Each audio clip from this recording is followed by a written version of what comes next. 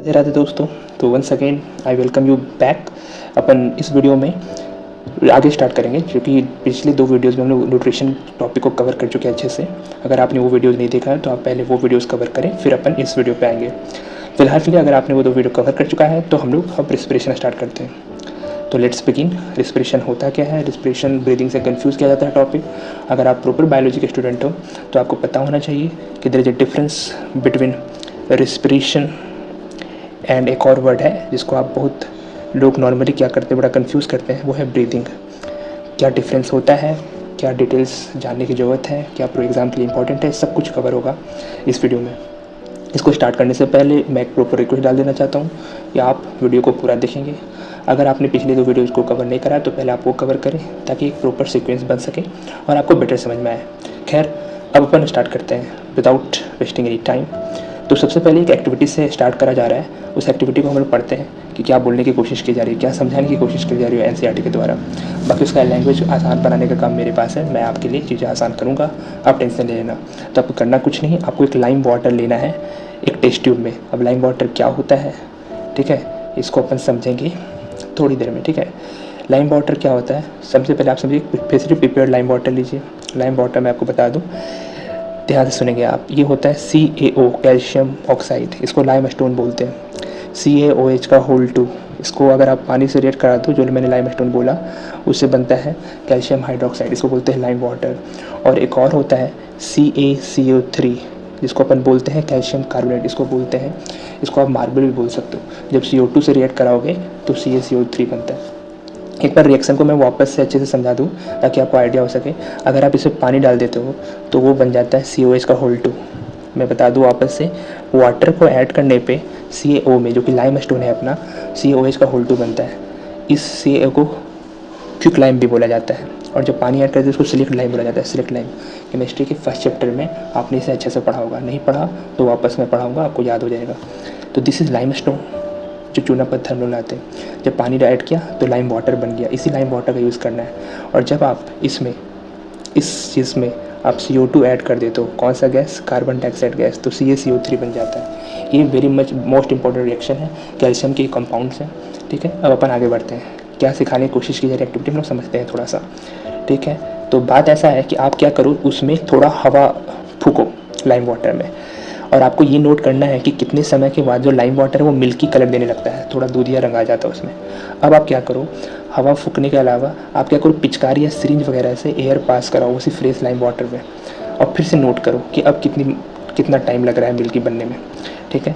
अब आपको क्वेश्चन पूछा जा रहा है कि आप बताओ यार कि कितने अमाउंट ऑफ कार्बन डाइऑक्साइड दोनों में फ़र्क में पड़ा। जो आपने हवा फूका था, बेसिकली आपको ब्रीथ का यूज़ करना है, ब्रीदिंग का यूज़ करना है, और एक आपने एटमॉस्फेयर का हवा यूज़ किया, दोनों में क्या सेम समय लगता है कि दोनों में डिफरेंस आता है? तो मैं बताऊं आपको, आपकी जो ब्रीद है, बेसिकली हम लोग 2 काम कर रहे हैं, एक अपना ब्रीदिंग का यूज़ कर रहे हैं और एक अपना नॉर्मल एटमॉस्फेयर का हवा यूज़ कर रहे हैं। तो आप जानते हो कि एटमॉस्फेयर में जो 4th नंबर का मोस्ट एबंडेंट गैस है वो है कार्बन डाइऑक्साइड, बट ब्रीदिंग में अपना 50% ऑक्सीजन अपना जो ब्रीथ करते हैं, ब्रीथ आउट मैं बोल रहा हूँ, उसमें 100%, ऑलमोस्ट 100% CO2 होती है, ऑलमोस्ट। तो ऑब्वियसली CO2 का कंसनट्रेशन अगर आप गौर करोगे तो इन कंपेरेटिव टर्म्स ब्रीदिंग में ज़्यादा मिलेगा। सॉरी, मैंने गलत लिख दिया, इसको मुझे अपर हैंड करना चाहिए था। चलिए मैं वापस से कट करके लिखता हूँ एक बार। मैंने क्या बोला, आप इस एक्टिविटी में ब्रीदिंग वाले एयर को यूज़ करो, ब्रीथ आउट वाला एयर, ठीक है, ब्रीथ इन नहीं, और एक आप एटमॉस्फेयर का हवा यूज़ कर रहे हो। जब आप कंपेयर करोगे तो मिल्की बनने का क्या मतलब होता है मैं सिखाऊंगा। बेसिकली जब आप ब्रीथ आउट करते हो तो CO2 गैस दोनों केस में, यहाँ पे भी CO2, यहाँ पे भी CO2, वही मिल्की बनाता है। रिएक्शन वगैरह मैं सिखाऊंगा, टेंशन नहीं लेना।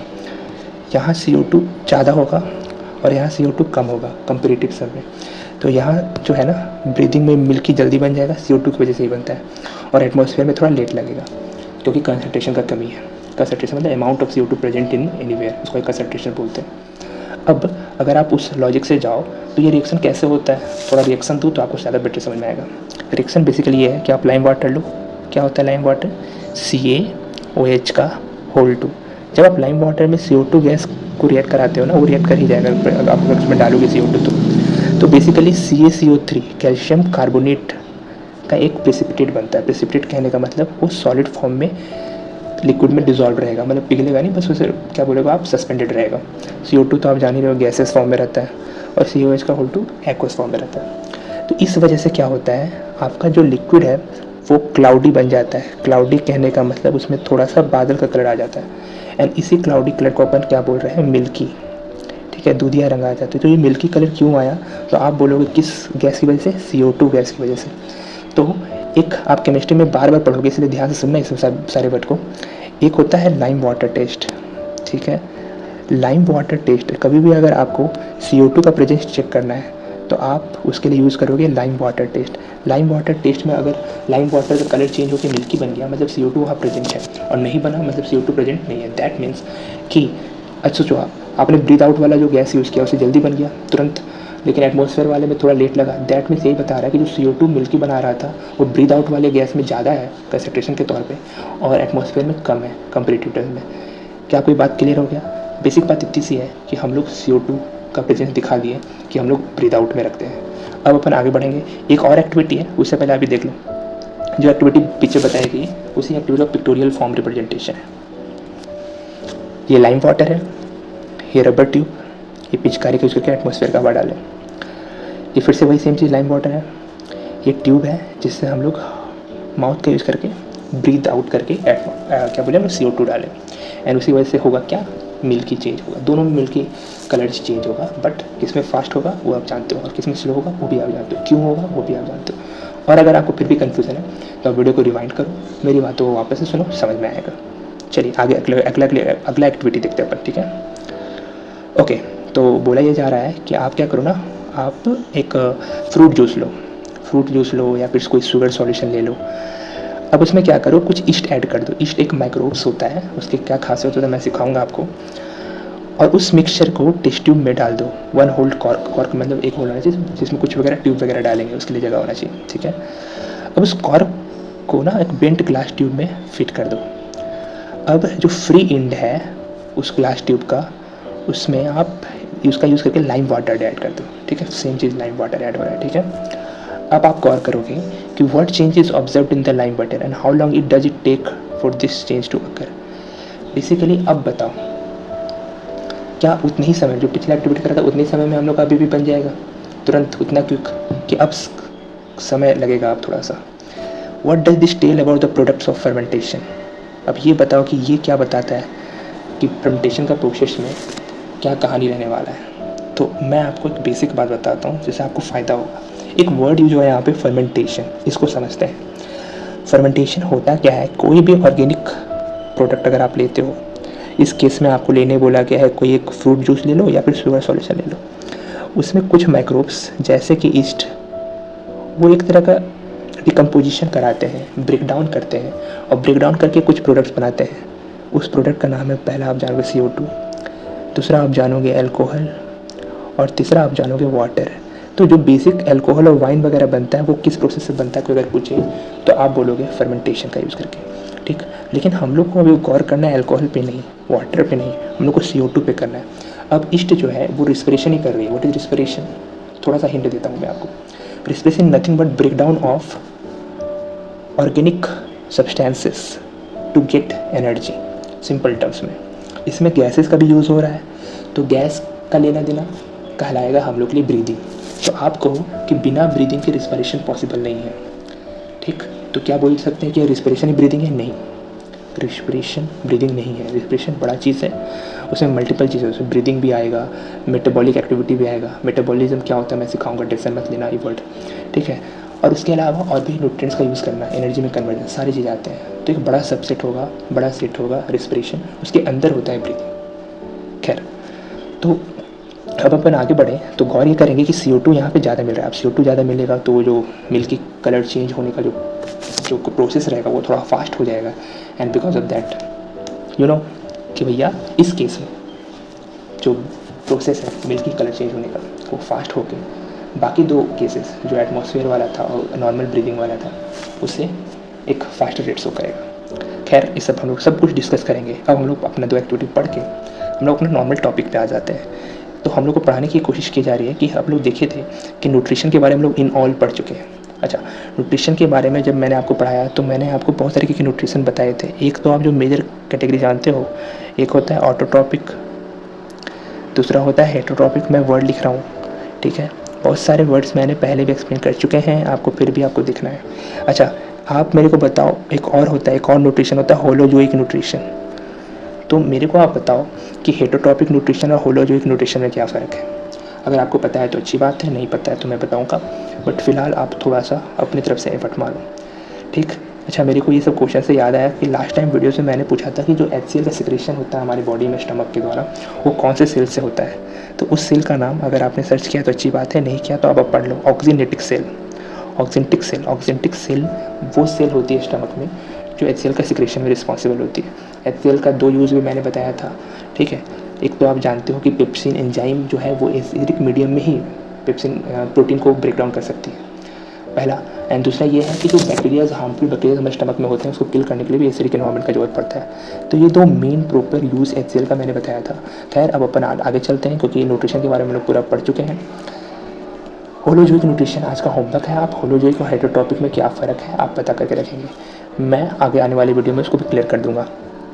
तो बेसिक बात यह है कि न्यूट्रिशन में जो हम लोग फूड ले चुके हैं उसको यूज़ करना है किस चीज़ के लिए भैया, एनर्जी के लिए। तो ये जो काम करेगा लाइफ प्रोसेस, इस पर्टिकुलर लाइफ प्रोसेस को बोलते हैं रेस्पिरेशन। अब जो डाइवर्स ऑर्गेनिज्म है, अलग अलग तरह के भांति भांति जो ऑर्गेनिज्म है, वो अपना अलग अलग तरीके से रेस्पिरेशन प्रोसेस को अंजाम देंगे। कुछ लोग क्या करते हैं, ऑक्सीजन का यूज़ करके, बेसिकली ब्रेक डाउन होगा, कंबशन रिएक्शन है ये। तो आप एक तरीके से कह सकते हो this is a reverse of क्या हमने देखा था फोटोसिंथेसिस। उसमें एनर्जी का यूज़ करके अपन ग्लूकोज वगैरह बना रहे थे यार, ऑटोट्रॉस बनाते थे, हाँ ठीक है। यहाँ क्या कर रहे हैं, जो ग्लूकोज बना वैसे उसको वो फूड प्रोडक्ट्स, ग्लूकोज और शुगर प्रोडक्ट्स को उनका ब्रेक डाउन करके हम लोग एनर्जी बना रहे हैं, तो हुआ ना रिवर्स, ठीक है। प्लांट में खासियत ये होता है कि वो दोनों काम करते हैं, वो फोटोसिंथेसिस भी करेंगे यानी एनर्जी का यूज़ करके ग्लूकोज वगैरह भी बनाएंगे, फूड मटेरियल भी तैयार करेंगे, और वो रिस्पिरेशन भी करते हैं। बट आप बताओ कि दिन के समय में तो दोनों होगा, क्या रात के समय में दोनों प्रोसेस पॉसिबल है? तो रात के समय में दोनों प्रोसेस पॉसिबल नहीं है, obviously, because for photosynthesis you need photons, मतलब लाइट, सनलाइट अवेलेबल नहीं होती है रात को, ठीक है। एक और क्वेश्चन मैंने पूछा था कि क्या आपको सनलाइट का ही ज़रूरत है, क्या आप बल्ब की लाइट से फोटोसिंथेसिस नहीं करवा सकते? पता नहीं आपने इसका जवाब खोजा कि नहीं, खोजिए। अगर आपने नहीं खोजा तो आप इसको खोजिए, कमेंट से पिन डाउन कीजिए, मैं बताऊँगा। फिलहाल के लिए अपन आगे चलते हैं। तो अपन कहाँ तक पढ़ चुके थे और उससे आगे करते हैं। तो भैया डिफरेंट ऑर्गेनिजम्स डिफरेंट वेज के यूज़ करते हैं। कुछ लोग तो ऑक्सीजन का यूज़ करके ग्लूकोज को तोड़ देते हैं, किस में, कार्बन डाइऑक्साइड में और वाटर में। आप ध्यान से सुनो, जो ग्लूकोज है उसमें कार्बन है और ऑक्सीजन का रिएक्ट करके क्या कार्बन डाइऑक्साइड बाई प्रोडक्ट नहीं बनेगा? ऑब्वियसली बनेगा। उसी ग्लूकोज में OH है और उसको एक और H मिलेगा तो क्या पानी नहीं बन जाएगा? पानी बन जाएगा। आराम से आपको पता चलना चाहिए कि जब भी इधर साइड से ऑक्सीजन डालोगे उधर साइड से अगर कार्बन कंटेंट उसको मिल गया तो CO2 ही बाई प्रोडक्ट के तौर पे बनेगा, और CO2 हमारे बॉडी के लिए या फिर किसी भी लिविंग ऑर्गेनिज्म के लिए वेस्ट की तरह काम करता है। बट अपना ऑक्सीजन जो है वो लाइफ गैस है, वही लाइफ को सस्टेन करने में हेल्प करती है, क्योंकि लाइफ सस्टेन होगी एनर्जी की वजह से, और फूड फ्यूल की तरह काम करता है। और फ्यूल का कंबशन के लिए कौन सा gas is very much important, तो यू नो दैट ऑक्सीजन। इसे लाइफ गैस बोला जाता है हम लोग को नहीं, ऑक्सीजन को। सारे केस में आप ये देखोगे कि सारा पहला स्टेप तो ये है कि ब्रेक डाउन ऑफ ग्लूकोज। अच्छा, मैंने एक वर्ड सिखाया था ब्रेक डाउन ऑफ ग्लूकोज के लिए, तो मैं वापस से वर्ड रिपीट करता हूँ। ब्रेक डाउन ऑफ ग्लूकोज के लिए जो बायोलॉजिकल टर्म है वो है ग्लाइकोलाइसिस। इसको मैं हटा दूँ और इसको बोलते हैं ग्लाइकोलाइसिस। अच्छे से समझना वर्ड्स को। ग्लाई मतलब होता है ग्लूकोज और लाइसिस मतलब होता है ब्रेक डाउन। बेसिकली आप क्या करोगे, पहला स्टेप तो सब में कॉमन है, वो है ब्रेक डाउन ऑफ ग्लूकोज। एक 6 कार्बन मॉलिक्यूल होता है। आप चलते चलते ये भी जान लो कि ग्लूकोज का जो फॉर्मूला होता है वो C6H12O6 होता है। और एक और फॉर्मूला मैं बताता हूँ, आप बताओ कि किसका फॉर्मूला है, C12H22O11। क्या आप जानते हो इसका किसका फॉर्मूला होता है? ये फॉर्मूला होता है शुगर का। ऊपर वाले जो मैंने फॉर्मूला बताया था वो होता है ग्लूकोज का। तो दिख रहे हो, शुगर 12 कार्बन मॉलिक्यूल का एक कंपाउंड है और ग्लूकोज जो है वो अपना 6 कार्बन मॉलिक्यूल का कंपाउंड है। अच्छा, ग्लूकोज का मॉलिक्यूलर फॉर्मूला मैच करता है एक और कंपाउंड से, फ्रक्टोज से। अगर ये सब नाम आपको हार्ड लग रहा है तो जो भी NCERT में मेंशन वर्ड नहीं है उसको आप इग्नोर करो। जैसे मैंने बोला फ्रक्टोज, FRUCTOSE, बेसिकली फ्रूट से साउंड करता है। तो अगर आपको ये हार्ड लग रहा है तो आप इसको इग्नोर करो। आगे आने वाले क्लासेस में, आगे आने वाले चैप्टर्स में आप जरूर इस सब के बारे में पढ़ोगे। लेकिन अगर आपको इंटरेस्टिंग लग रहा है तो आप बस सुनते जाओ। इससे क्या होती है कि आपके दिमाग में वो सारी बातें बैठती चली जाती हैं। खैर, अपन मूव ऑन करते हैं और आगे देखते हैं कि जो बेसिक पहला स्टेप था वो तो हो जाता है कि 6 कार्बन का मॉलिक्यूल को, जो कि ग्लूकोज है, उसको आप तोड़ दो 3 कार्बन मॉलिक्यूल को, उसको बोलते हैं पायरुवेट। नाम याद रखना, very much important for your class 10th का नॉलेज, ठीक है। Pyruvate is basically nothing but 3 carbon का मॉलिक्यूल जो कि टूट के बना है 6 कार्बन का मॉलिक्यूल से। इसको आप ऐसे समझो कि कोई भी एसिड आप पकड़ते हो तो उसका सॉल्ट बनाते हो, जैसे कार्बोनिक एसिड से कार्बोनेट। तो ये जो पायरुवेट है वो एक एसिड से बनता है, उसका नाम है पायरुविक एसिड। ठीक है, अब बोलोगे भैया नहीं समझाया तो हम बताते हैं। जैसे आपने वर्ड सुना होगा लैक्टिक एसिड, उससे जो सॉल्ट बना होगा उसको लैक्टेट। जैसे आपने सुना chloric, hydrochloric acid, sodium hydroxide को जब रिएक्ट कराओगे हाइड्रोक्लोरिक एसिड से क्या बनेगा, सोडियम क्लोराइड। इस तरह से IDE, ATE ये सब लगने का मतलब ये होता है कि वो सॉल्ट फॉर्म में बन रहा है, आयोनिक फॉर्म में बन रहा है। तो pyruvate is nothing but ionic form of pyruvic acid. अब बोलोगे भैया एक काम करो, थोड़ा आप बहुत तेज हो तो मेरे को फॉर्मूला भी बता दो पायरुवेट का। तो this is extra information according to NCERT। मैं दे रहा हूँ क्योंकि चीज़ें ऐसे इंटरेस्टिंग बनती हैं, आप डिटेल में चीज़ों को पढ़ना सीखो, आप चेंज करो इन्फॉर्मेशन को। बट फिर भी कुछ लोग अगर ऐसे हैं कि जिनको लगता है कि नहीं मेरे पास काम का चीज़, तो वो अभी मेरी बात को म्यूट करके आराम से इग्नोर करना, ठीक है। पायरुवेट का फॉर्मूला ये होगा आपका, पायरुवेट का फॉर्मूला मैं लिख दे रहा हूँ C3H3O-3O3-। इस तरीके के फॉर्मूला होता है पायरुवेट का, not important for you, ignore. ठीक है, आगे बढ़ते हैं। तो ये जो प्रोसेस मैंने आपको बताया कि जो ग्लूकोज है वो टूट रहा है पायरुवेट में, ये होता है साइटोप्लाज्म में। अभी साइटोप्लाज्म का भी मतलब हम लोग समझेंगे। चलिए मैं आपको पहले साइटोप्लाज्म का मतलब भी समझा देता हूँ। साइटोप्लाज्म एक वर्ड है, इसमें हम ध्यान से सुनेंगे कि जो साइटो का वर्ड होता है, साइटो की मीनिंग होती है सेल। कभी भी बायोलॉजी में साइटो वर्ड लिखा लो मतलब आप समझेंगे सेल। और जो प्लाज्म का मतलब होता है वो लिक्विड कंटेंट से होता है, ठीक है। तो बेसिकली एक लिक्विड लाइक का जेली लाइक का स्ट्रक्चर आपको सेल के अंदर पाया जाएगा, उसको हम लोग बोलते हैं साइटोप्लाज्म। तो ये जो glycolysis, proper medical term, proper biological term glycolysis. और अगर आपको बायोलॉजिकल टर्म अच्छा नहीं लगता तो आपके लिए मैं बोल दूँ, जो ग्लूकोज का ब्रेकडाउन हो रहा है वो कहाँ हो रहा है, उसका साइट कौन सा है, तो आप जरूर बहुत याद रखेंगे, इसको बोलते हैं साइटोप्लाज्म है, ठीक है। फॉर एग्जाम्पल अगर कोई पूछे what is the study of cell is called, the study of cell is called what, तो आप बोलोगे, आप उनको ये बोलोगे कि भैया स्टडी ऑफ सेल को बोलते हैं साइटोलॉजी। अब बोलोगे ऐसे कैसे, अभी तो मैंने बताया आपको कि सेल मतलब साइटो और लॉजी मतलब स्टडी, तो study of cell is called nothing but cytology. इस तरीके से चीज़ें आसान होती हैं। पायरुवेट का जो फॉर्मेशन हुआ from glucose, breakdown of glucose, वो कहाँ हो रहा है, वो हो रहा है साइटोप्लाज्म में। वो कहाँ हो रहा है, साइटोप्लाज्म में। Okay, moving on. ये सब जो भी इंपॉर्टेंट टर्म्स और इन्फॉर्मेशन होगा उसको मैं रिपीट करूँगा सो दैट कि वो आपके दिमाग में फिट हो जाए। चलिए आगे करते हैं। आगे आप जब देखोगे तो पायरुवेट जो है वो कन्वर्ट कर दिया जाता है इथेनॉल और कार्बन डाइऑक्साइड में, ठीक है। अब देखो इथेनॉल और कार्बन डाइऑक्साइड में ब्रेक होगा, टूटेगा, कन्वर्ट होगा, बट इस प्रोसेस में जो होगा ना, वो प्रोसेस करवाने का माइक्रोब्स जो ऑर्गेनिज्म जो रिस्पॉन्सिबल है वो बनता है ईस्ट, ठीक। और इस प्रोसेस को बोलते हैं फर्मेंटेशन। ये जो इथेनॉल है वो केमिकल है बेसिकली जो आप अल्कोहल के तौर पर यूज़ करते हो, जो वाइन इंडस्ट्री में बनता है, जिसको अपन नॉर्मल बोलचाल की भाषा में दारू बोलते हैं, ठीक है। तो ये फर्मेंटेशन प्रोसेस सिर्फ यहाँ यूज़ नहीं होता, फर्मेंटेशन प्रोसेस के और भी इंपॉर्टेंट यूजेस हैं, जैसे योगर्ट। बेसिकली दही का जो प्रोडक्ट होता है अमेरिकन वेस्टर्न कंट्रीज़ में उसको योगर्ट बोलते हैं।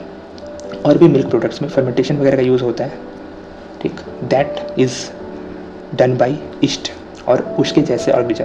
बेसिकली वो जो प्रोसेस करते हैं वो अब्सेंस ऑफ एयर में रिस्पिरेशन करते हैं, ब्रेक डाउन करते हैं। और इस तरह के रिस्पिरेशन को हम लोग बोलते हैं एनएरोबिक रिस्पिरेशन। इस वर्ड्स पे भी फोकस करना है। एन मतलब होता है नॉट, एरोबिक मतलब होता है हवा, एरो वर्ड याद रखा, एरोडायनेमिक्स, एरोप्लेन, समझ रहे आप। तो एरोबिक वर्ड मतलब होता है हवा, यानी हवा के एन नॉट मतलब अब्सेंस में जो रिस्पिरेशन होगा उसको बोलेंगे एनएरोबिक रिस्पिरेशन। अगर आपको किसी का भी डेफिनेशन याद करना है तो आपको कुछ करने की ज़रूरत नहीं है, आप सिर्फ उसका वर्ड सीखो, आप अपना अंग्रेजी ठीक कर लो। And nothing else to be remembered, nothing else is required to be memorised. याद रखना, आप सिर्फ अपना अंग्रेजी ठीक करो। मैंने आपको क्या बताया, एन रूट वर्ड का मतलब होता है नॉट, एरो रूट वर्ड आता है एयर के लिए, रिस्पिरेशन तो भैया रिस्पिरेशन है। माने ये कि एयर के अब्सेंस में, नॉट मतलब अब्सेंस और यस मतलब प्रेजेंस, एयर के अब्सेंस में जो रिस्पिरेशन होगी उसको बोलते हैं एन एरोबिक रिस्पिरेशन। ये कौन करेगा, ये करता है ईस्ट। ईस्ट और ईस्ट जैसे ऑर्गेनिज्म। जो शुरुआत में आप गेस करो, जब हम लोग का सबसे पहले जब एटमॉस्फेयर बना होगा तो क्या उसमें ऑक्सीजन था, ऑक्सीजन तो नहीं रहा होगा। अब जब ऑक्सीजन रहा नहीं तो बताओ, हवा उतना अच्छे से अवेलेबल नहीं है रिस्पिरेशन के लिए, ऑक्सीजन का बेसिकली यूज़ होता है, ऑक्सीजन है नहीं। तो बताओ एनएरोबिक ऑर्गेनिज्म का जन्म पहले हुआ होगा कि एरोबिक ऑर्गेनिज्म का जन्म हुआ होगा। कॉमन सेंस का क्वेश्चन है, अगर आप ये जवाब भी नहीं दे पाते हो तो भैया आप दूजा पड़ अपने आप को मार लो। कोई बात नहीं, तो बस मजाक कर रहा था, मारो नहीं, थोड़ा कॉमन सेंस डेवलप करने की कोशिश करो। अभी मैंने आपको बताया कि एनारोबिक्स वो होते हैं जो बिना ऑक्सीजन के भी काम कर लेते हैं। तो ऑब्वियसली ऐसा मजदूर जो बिना मजदूरी के काम करने के लिए तैयार है भैया, क्या आप उसको रखोगे कि ऐसा मजदूरी देने वाला को रखोगे? ऑब्वियसली आप जानते हो इसका जवाब। आगे हम लोग बढ़ते हैं। तो आगे का प्रोसेस जो होगा वो एब्सेंस ऑफ ऑक्सीजन में हो रहा है। एनारोबिक रेस्पिरेशन हम लोग पढ़ चुके हैं। और जो ब्रेकडाउन ऑफ पायरुवेट होता है ऑक्सीजन का यूज़ करके, वो कहाँ होता है, वो भी इंपॉर्टेंट है आपके लिए। वो होता है माइटोकॉन्ड्रिया में। तो आपने दो प्रोसेस समझा, एक ग्लूकोज का ब्रेकडाउन जिसको ग्लाइकोलाइसिस बोलते हैं, वो हर जगह हर रेस्पिरेशन में कॉमन होगा, वो होता है साइटोप्लाज्म में, पहली बात। दूसरी बात, दो तरह की रेस्पिरेशन हम लोग सीख चुके हैं, एक तो एरोबिक और दूसरा अभी अभी जस्ट सीखा, इसको अपन बोलते हैं एनएरोबिक। एरोबिक मतलब एयर के प्रेजेंस में, और एनएरोबिक मतलब एयर के एब्सेंस में। एयर के एब्सेंस में करने वाला ईस्ट है, एनसीईआरटी में मेंशन है। और भी अगर पूछोगे तो मैं बोलूँगा some type of bacterias, not all bacterias but some type of bacterias. Aerobic में अपन सारे ह्यूमंस, प्लांट्स और सब सारे आ जाएंगे, जितने भी कॉम्प्लेक्स ऑर्गेनिज्म है, ठीक है। तो इस तरह के रेस्पिरेशन दो मेजर में डिवीज़न होते हैं। तो फर्स्ट स्टेप तो दोनों में कॉमन है, ग्लाइकोलाइसिस का। सेकेंड स्टेप जो है उसमें प्रोडक्ट्स डिफर करेंगे। एरोबिक रेस्पिरेशन में जो सेकेंड स्टेप है वो होता है कहाँ, आप ध्यान रखना, वो होता है माइटोकॉन्ड्रिया में मेंशन है। What is the site of pyruvate का ब्रेकडाउन? ग्लूकोज का ब्रेकडाउन नहीं पूछा मैंने, पायरुवेट का ब्रेकडाउन, जहाँ से वो ऑक्सीजन वगैरह का यूज़ करके ब्रेकडाउन हो जाएगा CO2 और एनर्जी वगैरह में, वो माइटोकॉन्ड्रिया में होता है। इसीलिए माइटोकॉन्ड्रिया को हम लोग बोलते हैं, अपने क्लास 9 में पढ़ा होगा, power house of the cell. What do you mean by power house? Power house मतलब आपको बेसिकली एनर्जी जनरेट करना है, तो जिस साइड से एनर्जी जनरेट होगा उसको पावर हाउस बोलेंगे, जो कि सेल के लिए एनर्जी जनरेट हो रहा है, इसलिए इसको बोलते हैं power house of the cell. अच्छा, एक छोटा सा वर्ड मैं आपको और बताता हूँ। कभी कभी आप बायोलॉजी की किताबों में या फिर अपने मास्टर्स के द्वारा ये वर्ड सुनोगे, सेलुलर रेस्पिरेशन। बोलोगे भैया ये क्या होता है, इसको समझाओ। आपने तो समझा है रेस्पिरेशन। तो मैं आपको बताऊं कि जो जितने भी बॉडली फंक्शंस हैं जो हम लोग एज ए बॉडी करते हैं, वो सारे फंक्शन सेल के द्वारा किए जाते हैं। हम लोग न्यूट्रिशन एज ए बॉडी करते हैं, सेल भी न्यूट्रिशन करता है। हम लोग रेस्पिरेशन एज ए बॉडी पढ़ते हैं, सेल भी रेस्पिरेशन करता है। इसलिए सेल को बोला जाता है the basic functional unit of life. आपने क्लास 9 में पढ़ा होगा, basic structural and functional unit of life. Basic structure तो लोग बता देते हैं कि देखिए सेल से टिश्यू बनेगा, टिश्यू से ऑर्गन बनेगा, ऑर्गन से ऑर्गन सिस्टम से ऑर्गेनिज्म।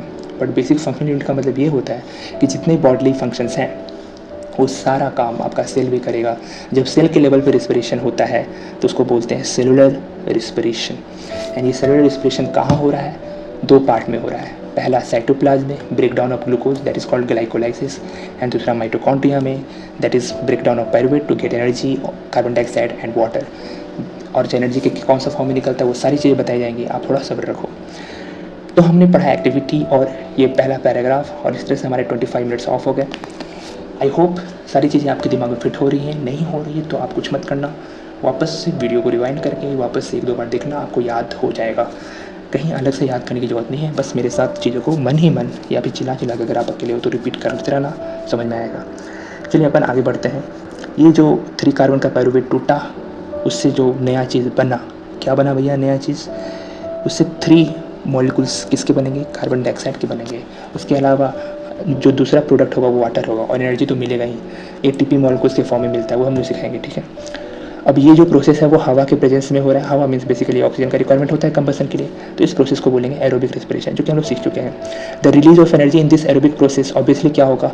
एनएरोबिक प्रोसेस से ज़्यादा होगा, याद रखना, क्योंकि यहाँ पे प्रेजेंस है तो बेटर कंबशन होगा, बेटर कंबशन से बेटर एनर्जी रिलीज होगा। एनएरोबिक में एनर्जी का रिलीज कम होता है। कभी कभी आप देखोगे कि हमारा अब्सेंस नहीं है ऑक्सीजन का, बस लैक है। देखिए एक चीज़ का होता है अब्सेंस, बिल्कुल ना होना, और एक होता है लैक, मतलब कमी। अगर ऑक्सीजन कमी है तो उसको एरोबिक रेस्पिरेशन में ही बोला जाता है, बट उसके प्रोडक्ट्स चेंज हो जाते हैं, फुल्ली कार्बन डाइऑक्साइड नहीं बनता। इसकी वजह से होता क्या है कि जो ब्रेकडाउन ऑफ पायरुवेट होगा वो थोड़ा अलग तरीके से होगा, और इसका एग्जाम्पल है मसल सेल्स में जो होता है, ठीक है। जो हम लोग फास्ट रनिंग वगैरह करते हैं उसकी वजह से नॉर्मल एक्सरसाइज से ज़्यादा मतलब ओवरआउट हम लोग वर्कआउट कर रहे हैं जिम वगैरह में, तो हमारे सेल का एनर्जी जो रिक्वायरमेंट होता है वो बढ़ जाता है। एंड फॉर दैट ऑक्सीजन का सप्लाई का जो रिक्वायरमेंट होता है वो ज़्यादा आने लगता है, और उतना अमाउंट में ऑक्सीजन सप्लाई मिल नहीं पाता है, तो यहाँ हो गया ऑक्सीजन का अब्सेंस नहीं, कमी। तो दिस विल ऑल्सो भी considered as a type of aerobic respiration, जहाँ ऑक्सीजन तो है बट उतना अमाउंट में नहीं है जितना रिक्वायर्ड है। And in that case CO2 ना बन के वो कन्वर्ट हो जाता है लैक्टिक एसिड में, और वही लैक्टिक एसिड जब बिल्डअप कर जाता है आपके मसल में तो वो बनता है मसल क्रैम्प्स। देखोगे आप क्रिकेटर वगैरह लोगों का, देखिए जब खेलते रहते हैं बहुत लंबा समय तक उनकी मसल में क्रैम्प आ जाती है। यहाँ पे आप खुद लंबे अंतराल पर दौड़ोगे तो आपकी मांसपेशियों में कुछ जमा आपको दर्द सा खिंचाव टाइप का लगेगा, that is muscle cramp my friend. And that is because वो किसकी वजह से? वो है लैक्टिक एसिड की वजह से। अब बोलोगे भैया इसका क्योर क्या है? क्योर है सिंपल सा, क्योंकि आप साइंस के स्टूडेंट हो तो आप जब कभी भी पढ़ो तो चीज़ों को डिटेल में पढ़ो। इसका क्योर सिंपल सा है कि आप क्या करो ना, आप हॉट वाटर बात लो, अब ये हॉट वाटर बात क्या है, अगर आप बोलोगे नहीं भैया मेरे को अभी फ़िलहाल नहीं नहाना है, तो मैं बोलूँगा कि आप मान लो ठंडा वगैरह है तो बोलोगे नहीं आपको नहाना नहीं है, आप कुछ और बताओ। तो एक वाटर बैग आता है जिसमें आप हॉट वाटर को रख सकते हो। उस हॉट वाटर का बैग का वहाँ पे क्या करो, जहाँ पे मसल क्रैम्प बिल्डअप हुआ है उस पर उसको रखो। उससे होगा क्या कि जो लैक्टिक एसिड है वो धीरे धीरे इसमें कन्वर्ट हो जाएगी, जो नॉर्मल आपका CO2 है, और CO2 को तो सेल भैया आपका एक्सक्रीट कर देगा, और आपका मसल क्रैम्प जो पहले था अब नहीं है। समझे? दिस इज़ देसी डॉक्टर। बेसिकली आप एक बायोलॉजी के स्टूडेंट हैं तो आप ऑलमोस्ट अपने आप को डॉक्टर मान के चलो। अगर प्योर बायोलॉजी के स्टूडेंट हो, जब आप चीज़ों को डिटेल में पढ़ते हो तब आप बीमारी के बारे में पढ़ोगे, अच्छा, और उसका इलाज के बारे में भी पढ़ोगे। एक इंटरेस्टिंग केस बताता हूँ। जो बीमारी के बारे में आप पता करते हो उसको बोलते हैं मेडिकल टर्म में डायग्नोसिस। ठीक है, तो याद रखिए जो बीमारी के बारे में पता करना है वो है डायग्नोसिस। अच्छा, उसका इलाज करना को क्या बोलते हैं? जैसे अभी हम लोग मसल क्रैम्प को ठीक किए उसको बोलते हैं प्रोग्नोसिस। तो कभी भी अगर आपको किसी भी ज़िंदगी में लाइफ में कोई भी प्रॉब्लम हो तो सबसे पहले इज़ वेरी इंपॉर्टेंट कि आप क्या करो, उस चीज़ का पहले अच्छे से डायग्नोसिस करो कि प्रॉब्लम है क्या। अगर एक अच्छा डायग्नोसिस रहा तो आप उसका प्रोग्नोसिस भी अच्छा कर पाओगे। आधा जंग तो आप आधा से अधिक जंग यहीं पे जीत जाओगे। फिर बचता है प्रोग्नोसिस। जब आपके पास पता चलेगा कि अच्छा ये बीमारी है, ये सिम्टम्स है, ऐसे डील करना है, ये सब चीज़ें हैं, तब आप उसका प्रोग्नोसिस ट्रीटमेंट की ओर बढ़ सकते हो। एज ए डॉक्टर ये 2 टर्म आपको पता होना चाहिए। एज ए बायोलॉजी का स्टूडेंट आपको ये पता होना चाहिए। खैर डॉक्टर होंगे तो आपको पता ही होगा क्योंकि MBBS के आपके प्रोफेसर तो सिखाएंगे ही। खैर फिलहाल मैं आपको बेसिक से तैयार कर रहा हूँ, इसलिए मैं थोड़ा थोड़ा आपको ये सब डोज देते जाऊँगा ताकि जब आप फाइनल डॉक्टर बनो तो थोड़ा योगदान मेरा भी रहे। ओके, मूविंग ऑन, आगे बढ़ते हैं अपन। ये सारी चीज़ें हम पढ़ चुके हैं। अब देखिए जितना भी चीज़ हमने पढ़ा ना, NCERT का खूबसूरत बात यह है कि वो समराइज कर दिया है। This is glucose my friend, 6 carbon molecule, वो साइटोप्लाज्म में ग्लाइकोलाइसिस हो रहा है, पायरुवेट बन जा रहा है, इसमें भी एनर्जी रिलीज हुआ। ये तीनों में कॉमन है। तीनों मतलब समझ में आया? Presence of oxygen, absence of oxygen और लैक ऑफ ऑक्सीजन, रिस्पिरेशन के 3 केस। ऐसे तो नॉर्मली 2 मानो, बट एक तीसरा केस लैक ऑफ ऑक्सीजन मान लिया जाता है। ठीक है, और इसके लिए मैंने क्या पढ़ाया, जो ब्रेकडाउन हो रहा है उस ब्रेकडाउन को क्या बोलते हैं सिखाया था ना मैंने वर्ड, ग्लाइकोलाइसिस। याद रखना ये वर्ड, ठीक है। ग्लाइकोलाइसिस कहाँ होता है, कोई पूछे तो बोलना साइटोप्लाज्म में। पायरुवेट क्या होता है, 3 कार्बन मॉलिक्यूल होता है, एनर्जी जनरेट हो रहा है। अब अब्सेंस ऑफ ऑक्सीजन वालों जानते हैं, इथेनॉल बेसिकली अल्कोहल बना 2 कार्बन मॉलिक्यूल, तो आप कह लो कि फर्मेंटेशन प्रोसेस है। कार्बन डाइऑक्साइड रिलीज होता है, एनर्जी रिलीज होता है, ऑब्वियसली कम होगा यहाँ पे। तो यहाँ लैक्टिक एसिड बनेगा जो कि लैक ऑफ ऑक्सीजन का केस था, मसल क्रैम्प जिससे बनते थे मसल सेल में, एनर्जी रिलीज होगा यहाँ पे भी, वेरी गुड। और प्रेजेंस ऑफ ऑक्सीजन जो नॉर्मल एरोबिक रिस्पिरेशन का केस है, यहाँ माइटोकॉन्ड्रिया में होता है। This is why mitochondria is called power house of the cell. यहाँ एनर्जी रिलीज हो रहा है। ऑब्वियसली एनर्जी यहाँ पे आप देखोगे तो यहाँ एनर्जी, फिर से मैंने गलत कर दिया, एरो कोई बात नहीं, यहाँ एनर्जी जो होगा वो सबसे ज़्यादा होगा, यहाँ एनर्जी थोड़ा इससे कम होगा, और यहाँ एनर्जी सबसे कम होगा। रीजन आप जानते हो, यहाँ पे ऑक्सीजन भरपूर मात्रा में, यहाँ ऑक्सीजन की कमी है, और यहाँ ऑक्सीजन तो है ही नहीं। इस तरीके से इस ऑर्डर में होता है। खैर अब अपन आगे पढ़ने के लिए तैयार हैं। तो जब आप गौर करोगे कि भैया जो एनर्जी रिलीज़ होगी वो किसी न किसी फॉर्म में तो रिलीज होगी, वो जो फॉर्म रिलीज होती है उसको बायोमोलिक्यूल है, उस बायोमोलिक्यूल का नाम है ATP। व्हाट इज़ ATP भैया? तो मैं आपको बता दूं, ये एक शॉर्ट फॉर्म है। ATP स्टैंड्स फॉर एडिनोइन, ठीक है, एडिनोनाइन, ठीक है, ट्राईफॉस्फेट, एडिनोनाइन ट्राईफॉस्फेट, ठीक है। आप थोड़ा राइटिंग को इग्नोर करना, मेन चीज़ आपको स्पेलिंग मिल जाएगी, एडिनाइन ट्राईफॉस्फेट। तो basically ATP stands for adenine triphosphate को energy currency of the cell बोलते हैं, क्योंकि इसी फॉर्म में एनर्जी हमारे पूरे सेल में रिलीज़ होती है और उसका यूज़ किया जाता है फिर बाद में। अब जैसे फॉर एग्जांपल आप समझो कि करेंसी का यूज़ क्या होता है। करेंसी का यूज़ आप अपने normal day to day life में वेरियस आइटम्स को बाई और सेल करने के लिए यूज़ करते हो, है ना जी। उसी तरह ऐसा नहीं कि आप बस उसे TV खरीदोगे, उससे आप अपना फ्रिज भी खरीद सकते हो, अपना कॉपी खरीद सकते हो, पेन खरीद सकते हो, अपना घड़ी खरीद सकते हो, वेरियस चीज़। उसी तरह ATP as energy currency various form of activities, bodily activities में यूज़ होती है। अच्छा, जो मैंने एक वर्ड यूज़ किया था बीच में, जो बॉडली एक्टिविटीज़ मैंने बताया था उसको बोलते हैं मेटाबॉलिज्म। बेसिकली जब आप कोई जिम वगैरह जाता है तो उसको बोलोगे कि वो अपना मेटाबॉलिज्म पे काम कर रहा है। Metabolism is nothing but building और डिस्ट्रक्शन। अब इसको ऐसा मत समझना कि जो डिस्ट्रक्शन होती है वो बुरा होता है, एक क्रिएटिव डिस्ट्रक्शन होता है। Destruction is also good sometimes. Why? Because for example आप समझो कि फूड का डिस्ट्रक्शन यानी ब्रेकडाउन होगा तभी तो एनर्जी मिलेगा। तो क्या इज दिस डिस्ट्रक्शन गुड और बैड? Obviously good. तो जो 2 तरह के मेटाबॉलिक एक्टिविटीज, एक होता है कैटाबॉलिक और दूसरा होता है एनाबॉलिक। तो ये 2 एक्टिविटीज़ क्या फ़र्क है थोड़ा समझेंगे। जो कैटाबॉलिक है उसमें हम लोग डिस्ट्रक्शन करते हैं, डिस्ट्रॉय करते हैं, ब्रेक डाउन करते हैं, आपने सुना फूड को ब्रेक डाउन। एनाबॉलिक एक्टिविटीज़ में हम लोग बिल्डअप करते हैं। एग्जांपल मैंने आपको पिछला न्यूट्रिशन में बताया था कि प्रोटीन का ब्रेक डाउन कर रहे हैं जब आप डाइजेशन प्रोसेस में अमीनो एसिड फाइनल प्रोडक्ट होने वाला है तो उसको बोले कैटाबॉलिक एक्टिविटी। अब अमीनो एसिड का यूज़ करके आप प्रोटीन बिल्ड करके मसल गेन कर रहे हैं तो वो हो जाएगा एनाबॉलिक एक्टिविटीज़, सॉरी। और ये दोनों काउंट होगा मेटाबॉलिज्म में। BMR होता है बेसल मेटाबॉलिक रेट, अगर वो किसी का कम है, मतलब basal metabolic rate nothing but जब आप रेस्ट कर रहे हैं उस समय आपकी बॉडी कितनी कैलोरी बर्न कर रही है, बेसिकली एनर्जी गेन करके वो एक्टिविटीज़ में कितना लगा रही है, उसको बोलते हैं बेसल मेटाबॉलिक रेट। ठीक है, तो ये सब चीज़ें हैं। एनर्जी का रिक्वायरमेंट हर एक्टिविटीज़ में इंपॉर्टेंट है, प्रोटीन सिंथेसिस में, सेल के सिंथेसिस में, रिप्रोडक्शन में, रिस्पिरेशन में, जितने भी लाइफ प्रोसेस को सस्टेन करने हैं, ये जो मैं बोल रहा हूँ इसके लिए जो एनर्जी रिक्वायरमेंट है सारे आ रहे हैं एनर्जी के करेंसी के तौर में। कौन सा? ATP करेंसी, बोले तो एडिनाइन ट्राइफॉस्फेट। ओके, अपन आगे बढ़ रहे हैं, ध्यान से सुनना। जो चीज़ें मैंने बता चुकी वही सब चीज़ें रिपीट होगी। एनर्जी करेंसी बोला जाता है सेलुलर प्रोसेसेस के लिए, सेलुलर रिस्पिरेशन के लिए। इस प्रोसेस में जो ATP मॉलिक्यूल रिलीज़ होता है वो रिलीज होता है ADP। अभी मैंने क्या बोला था, T मतलब ट्राइफॉस्फेट और D मतलब डाईफॉस्फेट। बेसिकली कुछ नहीं, फॉस्फेट का एडिशन अगर दो डाईफॉस्फेट में होगा तो ATP से जुड़ के क्या हो जाएगा ATP। दो फॉस्फेट पहले से थे, ठीक, दो फॉस्फेट पहले से थे, उसमें एक और फॉस्फेट ऐड होगा तो क्या वो तीसरा फॉस्फेट नहीं बन जाएगा। बेसिकली दिस इज ADP, इसमें एक और हुआ फॉस्फेट ऐड तो बन गया ATP। इतना डिटेल में रिएक्शन करने की याद आपको ज़रूरत नहीं है, आप करोगे पढ़ोगे उस समय जब आप हायर क्लासेस में जाओगे, फॉर एग्जाम्पल 12th क्लास और मूविंग ऑन, जब आप और आगे बायोलॉजी को परस्यू करोगे। ठीक है, कितना समय हो गया? ऑलमोस्ट 35 मिनट्स हो गए। बोलते बोलते मेरे को गर्मी लग रही है, पसीना आ रहा है, मुंह सूख रहा है, बट जब तक अपन कंप्लीट करेंगे नहीं तब तक मैं उठूँगा नहीं। ओके, चलिए। ऐसे तो मेरे पास पॉज का भी ऑप्शन है, बट क्यों पॉज किया जाए। तो देखें कि जो इंडोथर्मिक प्रोसेसेस हैं सेल में वो ATP करेंसी मॉलिक्यूल का यूज़ करके अलग अलग रिएक्शंस करती है। व्हाट डू मैं इंडोथर्मिक, मैंने आपको पहले भी बताया है और फिर से आज बता रहा हूँ, टेंशन नहीं लेना है। मैं बार बार 1000 बार एक ही चीज़ को रिपीट करूँगा, आप बोर हो सकते हैं, मैं नहीं। एक रिएक्शन होता है इंडोथर्मिक रिएक्शन, इसको समझते हैं हम लोग। वर्ड्स को ब्रेक करो।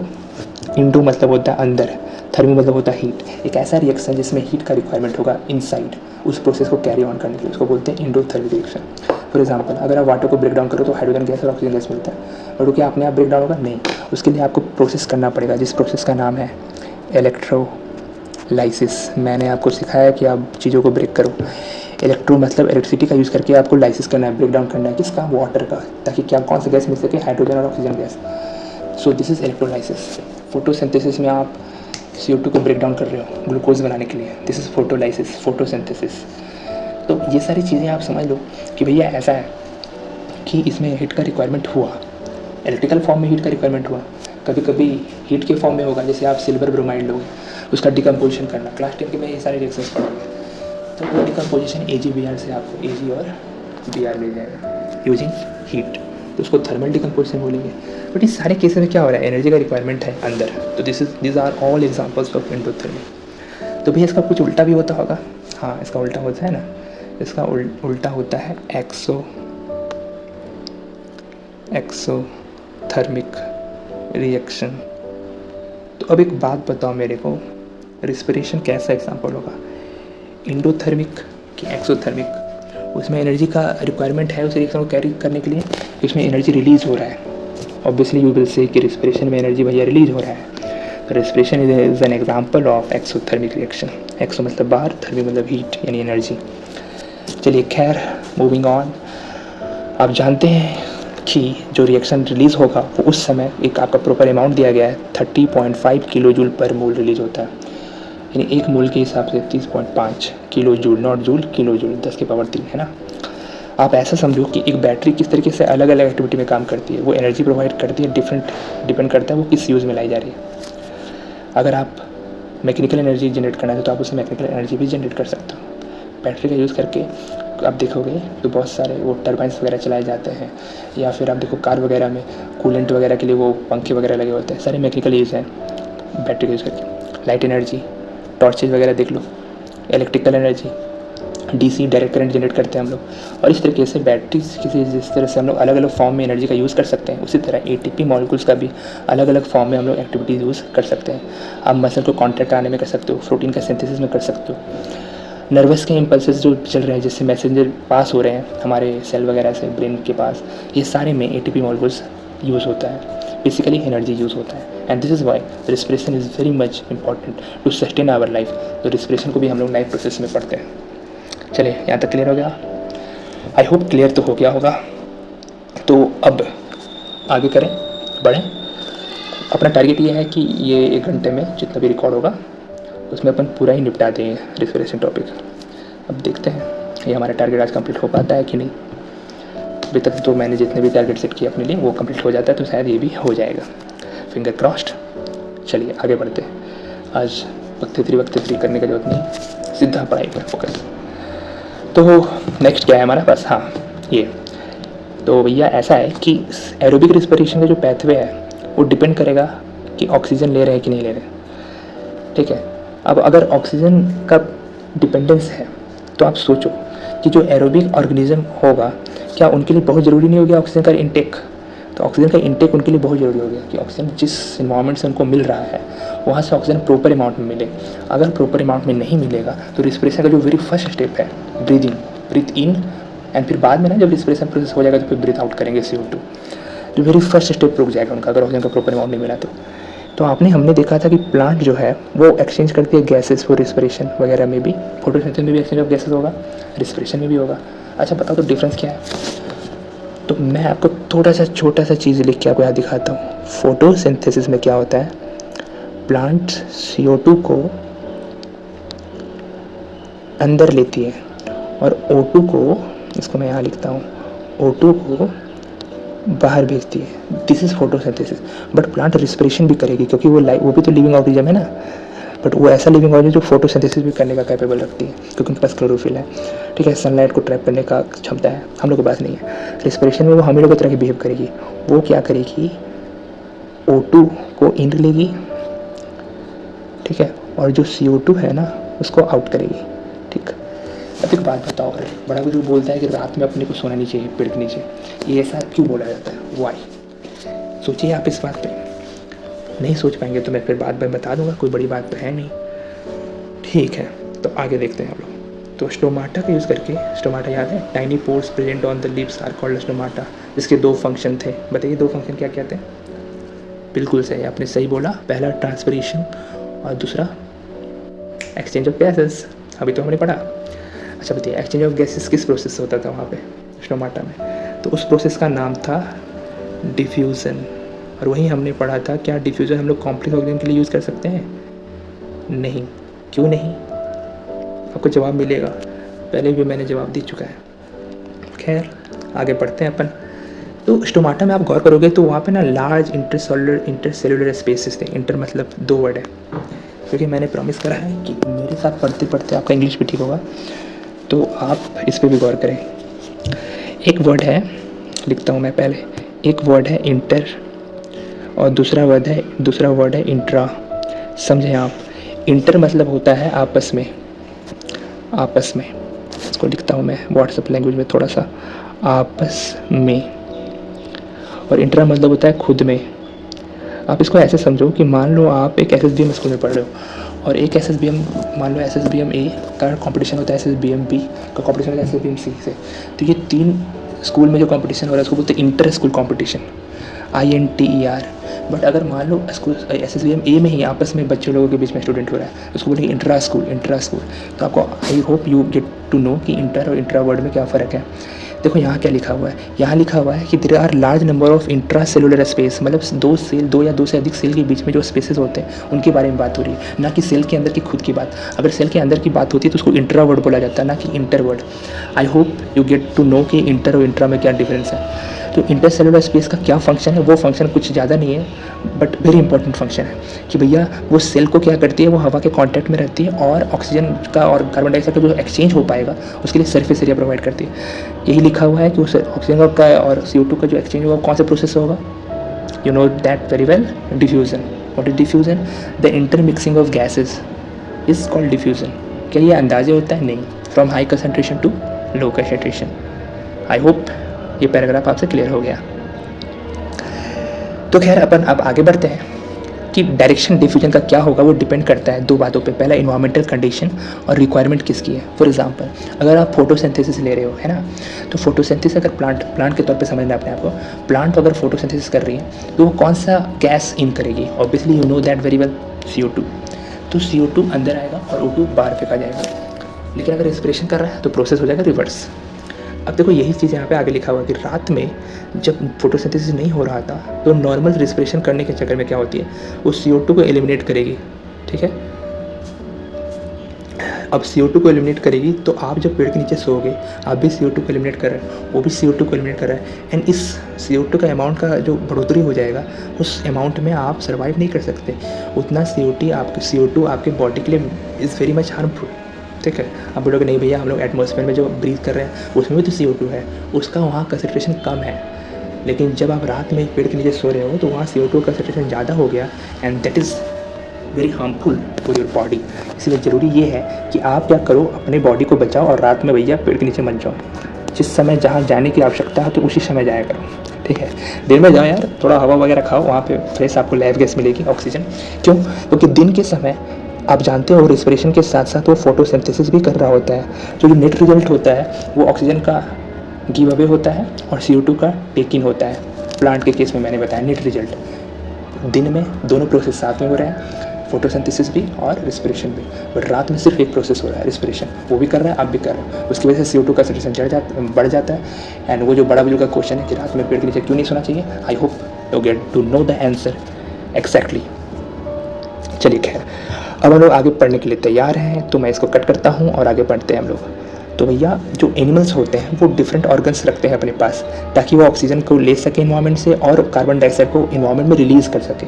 फॉर एग्जांपल टेरिस्टेरियल एनिमल्स जो कि लैंड पे रहने के लिए कैपेबल होते हैं, वो ऑक्सीजन को एटमॉस्फेयर से डायरेक्टली लेते हैं। बट जो एनिमल्स वाटर में रहते हैं जिसको अपन एक्वेटिक एनिमल्स बोलते हैं, आप जो कि टेरिस्टेरियल वर्ड है उसको वर्सेस में देखोगे तो एक्वेटिक एनिमल्स जो वाटर में ऑक्सीजन डिजॉल्व होता है वाटर में उसका यूज़ करता है।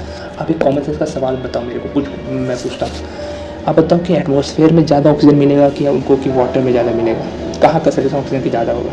अच्छा, अगर मान लो कहीं ज़्यादा है, नहीं जानता कहाँ, आप ही गेस करो, अगर कहीं ज़्यादा है तो क्या हम लोग उसको बड़ा फास्ट रेट से हम लोग को कंज्यूम करना चाहिए, हम लोग को ज़्यादा मेहनत करना पड़ेगा कि कम मेहनत करना पड़ेगा।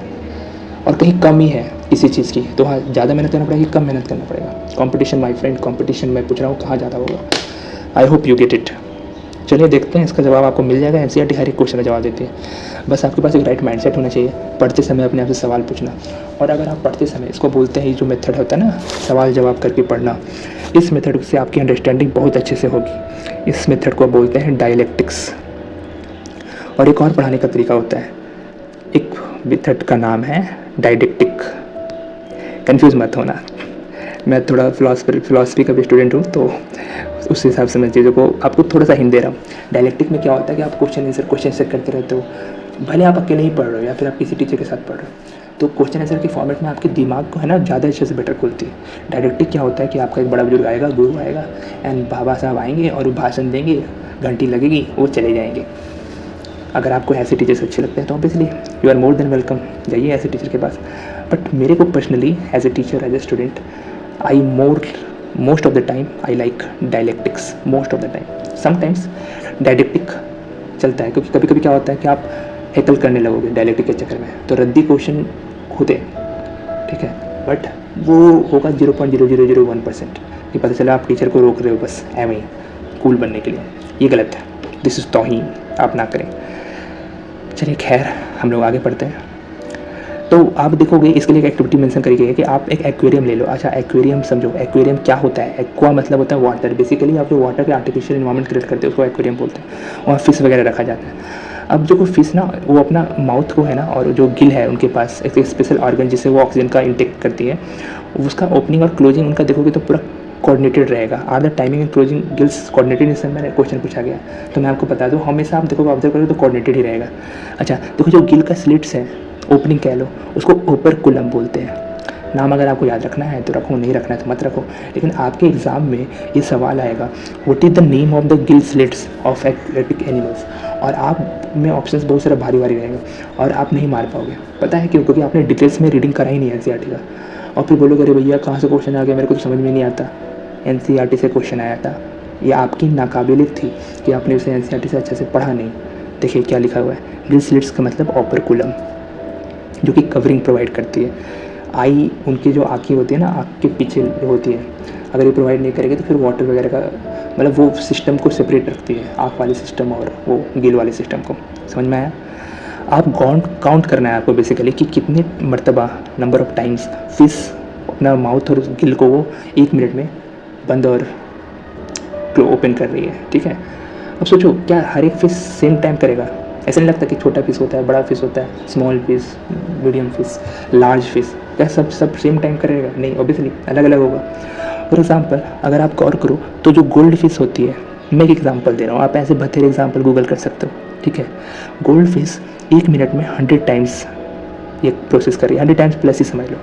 ठीक है, बट अब सोचो कि आदमी कितना करता है? आदमी का ये ऑलमोस्ट 12 to 16 मिनट्स, 60 पर टाइम्स, 1 मिनट में 12 to 16, और वो 100 प्लस। सोचो कौन ज़्यादा वो ब्रीदिंग का रेट है, किस में?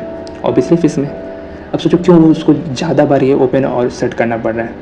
क्योंकि भैया कहीं ना कहीं कुछ ऑक्सीजन का रिक्वायरमेंट होगा, कहीं ना कहीं वहाँ पे ऑक्सीजन का सप्लाई का कुछ खेला है, देखते हैं। तो भैया आपको ये पता चलेगा, दिमाग से चीज़ों को डेवलप करना सीखो। अगला क्वेश्चन यही है कि आप कंपेयर करो कि नंबर ऑफ टाइम्स आप कितना ब्रीथ इन और ब्रीथ आउट करते हो। मैंने बताया नॉर्मल एडल्ट 12 से 16 टाइम्स, और गोल्ड फिश का मैंने एग्जाम्पल दिया 100 टाइम्स प्लस।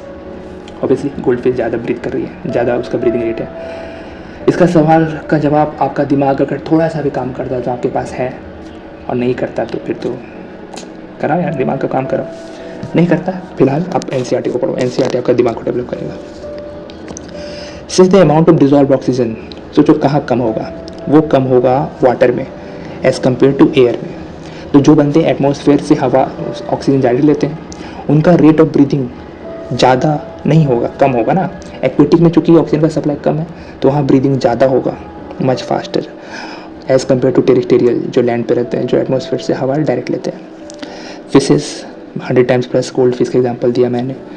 ठीक है, वो वाटर लेती है माउथ के जरिए और उस गिल्स के द्वारा पास होता है, इसलिए गिल स्लिट्स है वहाँ पे, वो बंद हो जाएगा। क्योंकि अगर आँख में पानी चला गया, आँख में पानी चला गया तो फिर तो दिक्कत हो जाएगा। इसीलिए वो गिल स्लिट का ओपनिंग और closing is very much important. याद है वो कौन सा वर्ड था जो कि आपके पेपर में अगर पूछ दिया तो आप बिल्कुल जवाब नहीं दे पाओगे, क्योंकि कोई इतना डिटेल में पढ़ता नहीं है। वो है ओपरकुलम। आपने अगर ये चैप्टर पढ़ भी लिया तो बताओ मेरे को, फ्रैंकली बताना, क्या किसको ये वर्ड पता था? 99.9% बच्चों को, या फिर इवन टीचर्स को भी नहीं पता होगा ये वर्ड, जो आपको एनसीईआरटी पढ़ाते हैं, जो आपके क्लास में पढ़ाते हैं। खैर आगे करें अपन, no disrespect, just a fact. तो इस तरीके से आप आगे गौर करोगे। अच्छा अपन देखते हैं टाइम कितना हो गया। ओहो 52 मिनट्स 45 सेकंड्स हो गया।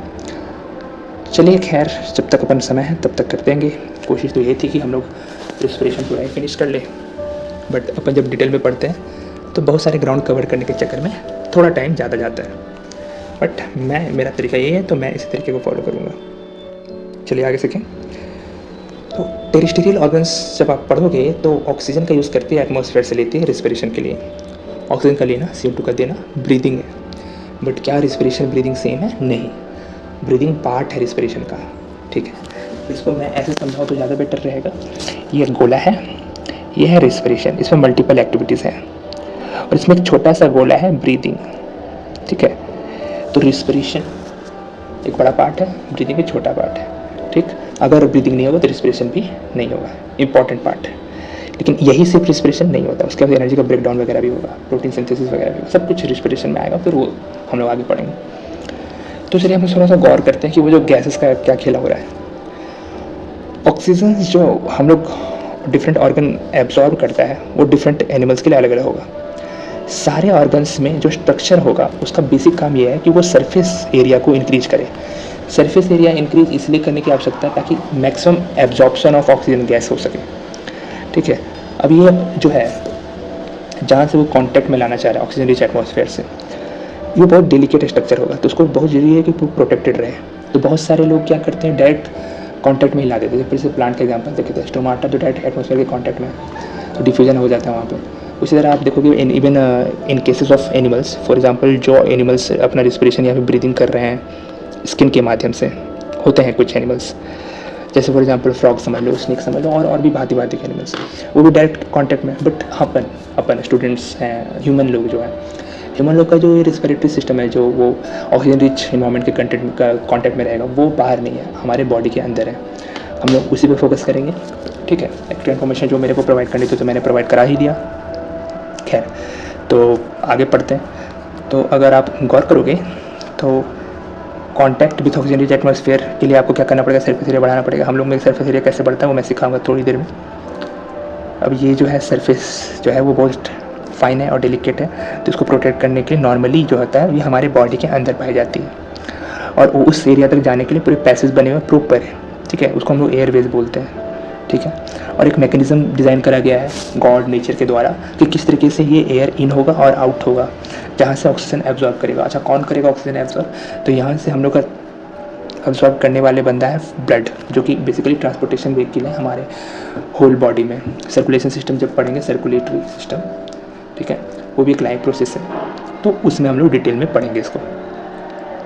तो खैर, अब आगे बढ़ें। तो इसके अलावा आप ये भी देखोगे कि ह्यूमन बींग्स में जो एयर लिया जाता है वो हमारे नॉस्ट्रिल्स के माध्यम से लिया जाता है। आप बोलोगे भैया नॉस्ट्रिल्स क्या होता है? तो आप जानते हो, बेसिकली आप जानते हो ये चीज़ कि नोज़ है ना हमारे पास, जस्ट माउथ के अबव।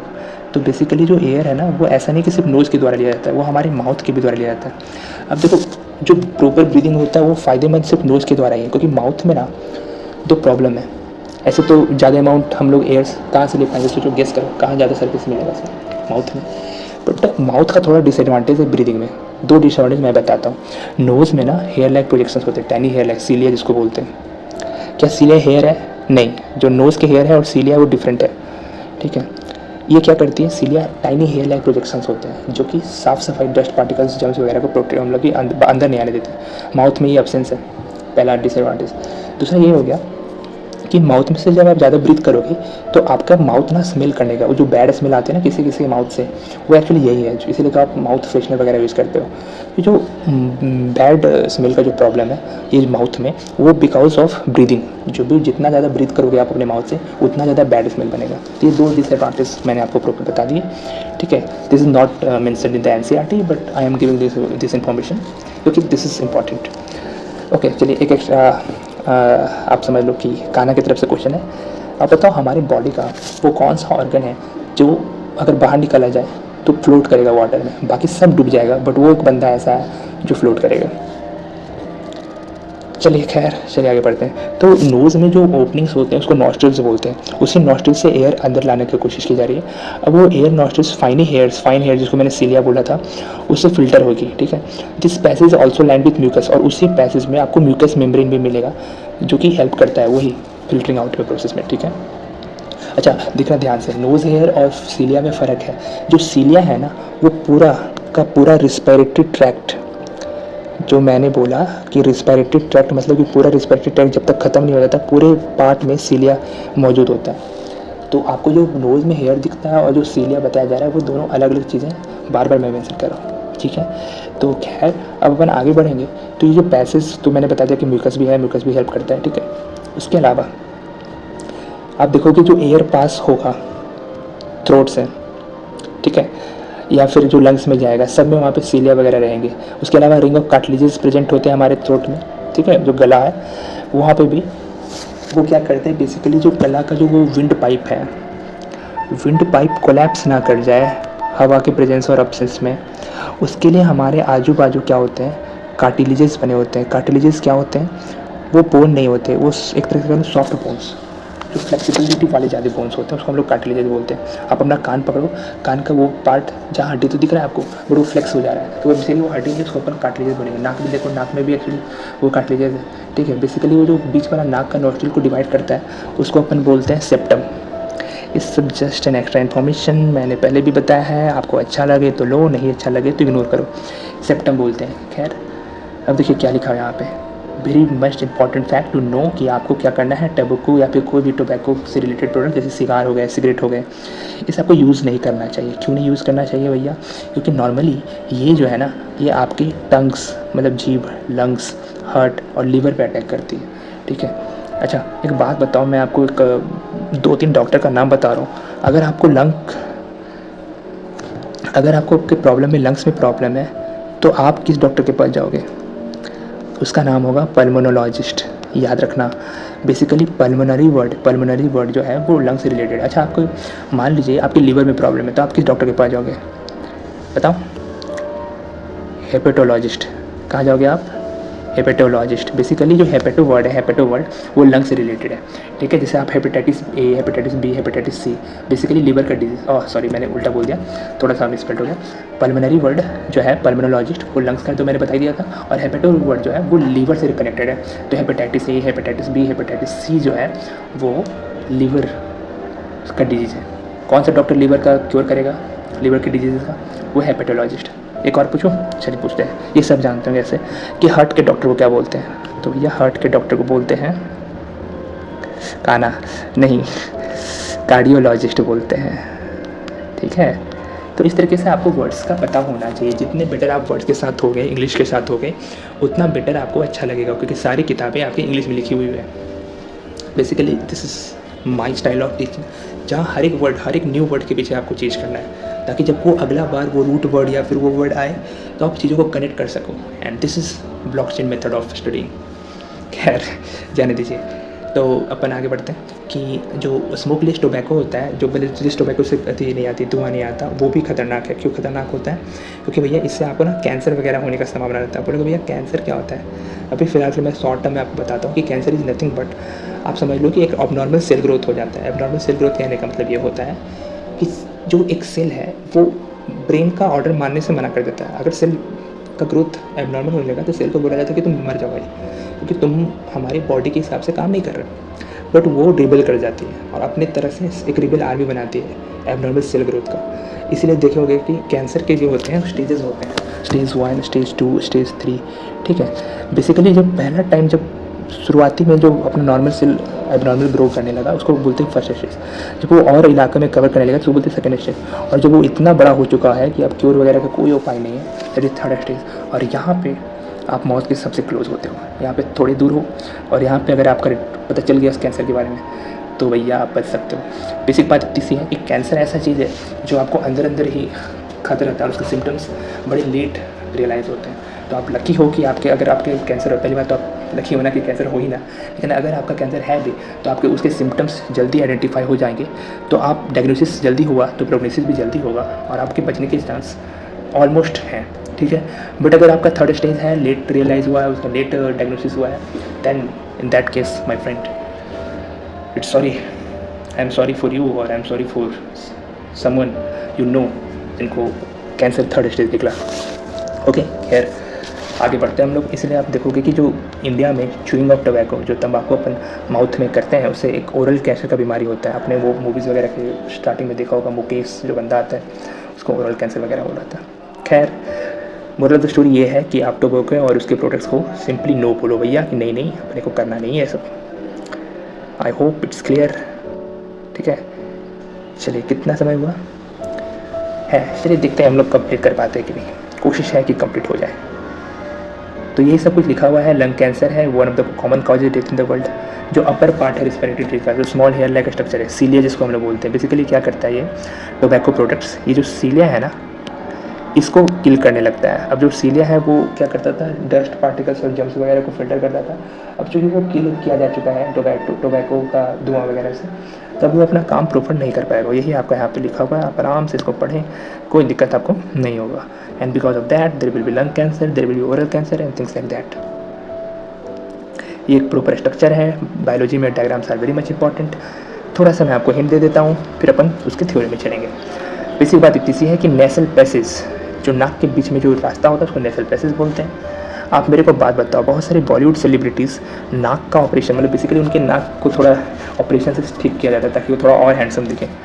बोलो अपन जिनको प्रेज़ करते हैं उनकी बॉडी लुक से, वो ऑपरेशन करा के अच्छे से प्रॉपर अपना बॉडी पे लुक वगैरह पे ध्यान देते हैं ताकि वो प्रेजेंटेबल दिखे, एक्सप्रेसिबल दिखे, ठीक है। खर्चा होता है प्रॉपर, उनके पीछे प्रॉपर उनकी टीम होती है उनको उस तरह से रिप्रेजेंट करने में, ठीक है। तो डोंट गो आफ्टर दैट, ठीक है। पैसा होगा आप भी करवा सकते हो, बट क्या जरूरत है यार, अंदर से जो तुम बंदे हो वो तो वही हो, ठीक है। बस ऊपर से लुक्स चेंज करा के तुम क्या ही बदल गए।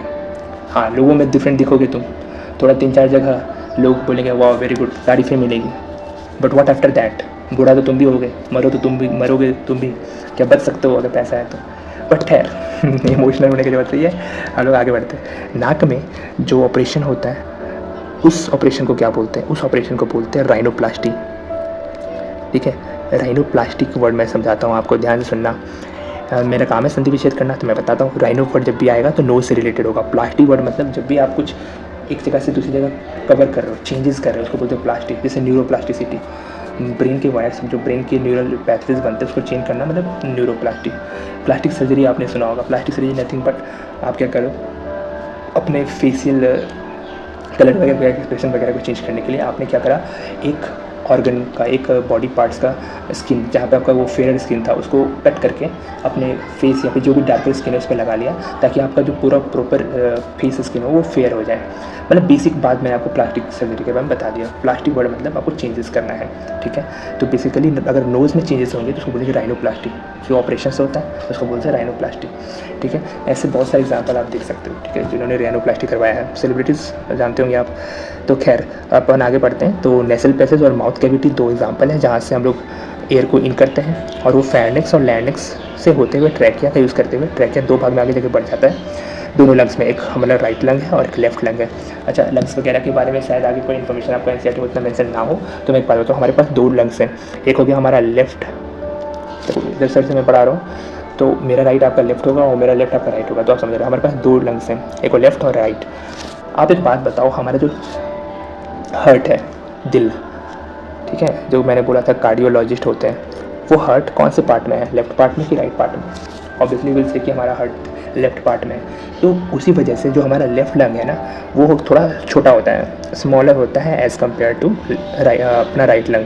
क्यों भैया? क्योंकि राइट लंग मेरा 3 पार्ट है। एक आपका समझ लो कि 3 लोब्स हैं, ठीक है, और बट जो लेफ्ट पार्ट है उसमें सिर्फ 2 ही लोब्स हैं, क्योंकि बीच वाला लोब्स, मिडिल लोब्स मिसिंग है, क्योंकि वहाँ पे कार्डियक नोच में।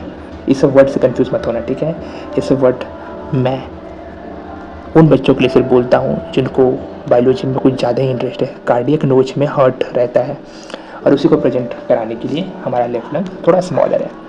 खैर चलिए फिनिश तो करना है भैया, आज टारगेट है तो टारगेट है, फिनिश तो करना है, करते हैं। तो हमारे लंग्स दिख लिया। लंग्स को सपोर्ट करने के लिए रिंग ऑफ कार्टिलेजेस मौजूद हैं, ठीक है, इसको रिब केज बोलते हैं। और इसके अंदर ये है, ये वाला पार्ट जो देख रहे हो, मस्कुलर सपोर्ट सिस्टम लंग्स के लिए, उसको बोलते हैं डायफ्राम। ट्रैकिया 2 भाग में डिवाइड हो गया। पीछे से आवाज़ आ रहा होगा, उसको इग्नोर करना, ठीक है। अगर पार्टी वगैरह का सीजन चल रहा है, शादी वगैरह का सीजन है, इसलिए इग्नोर करना। ट्रैकिया 2 भाग में ब्रोंकियाई टूटती है।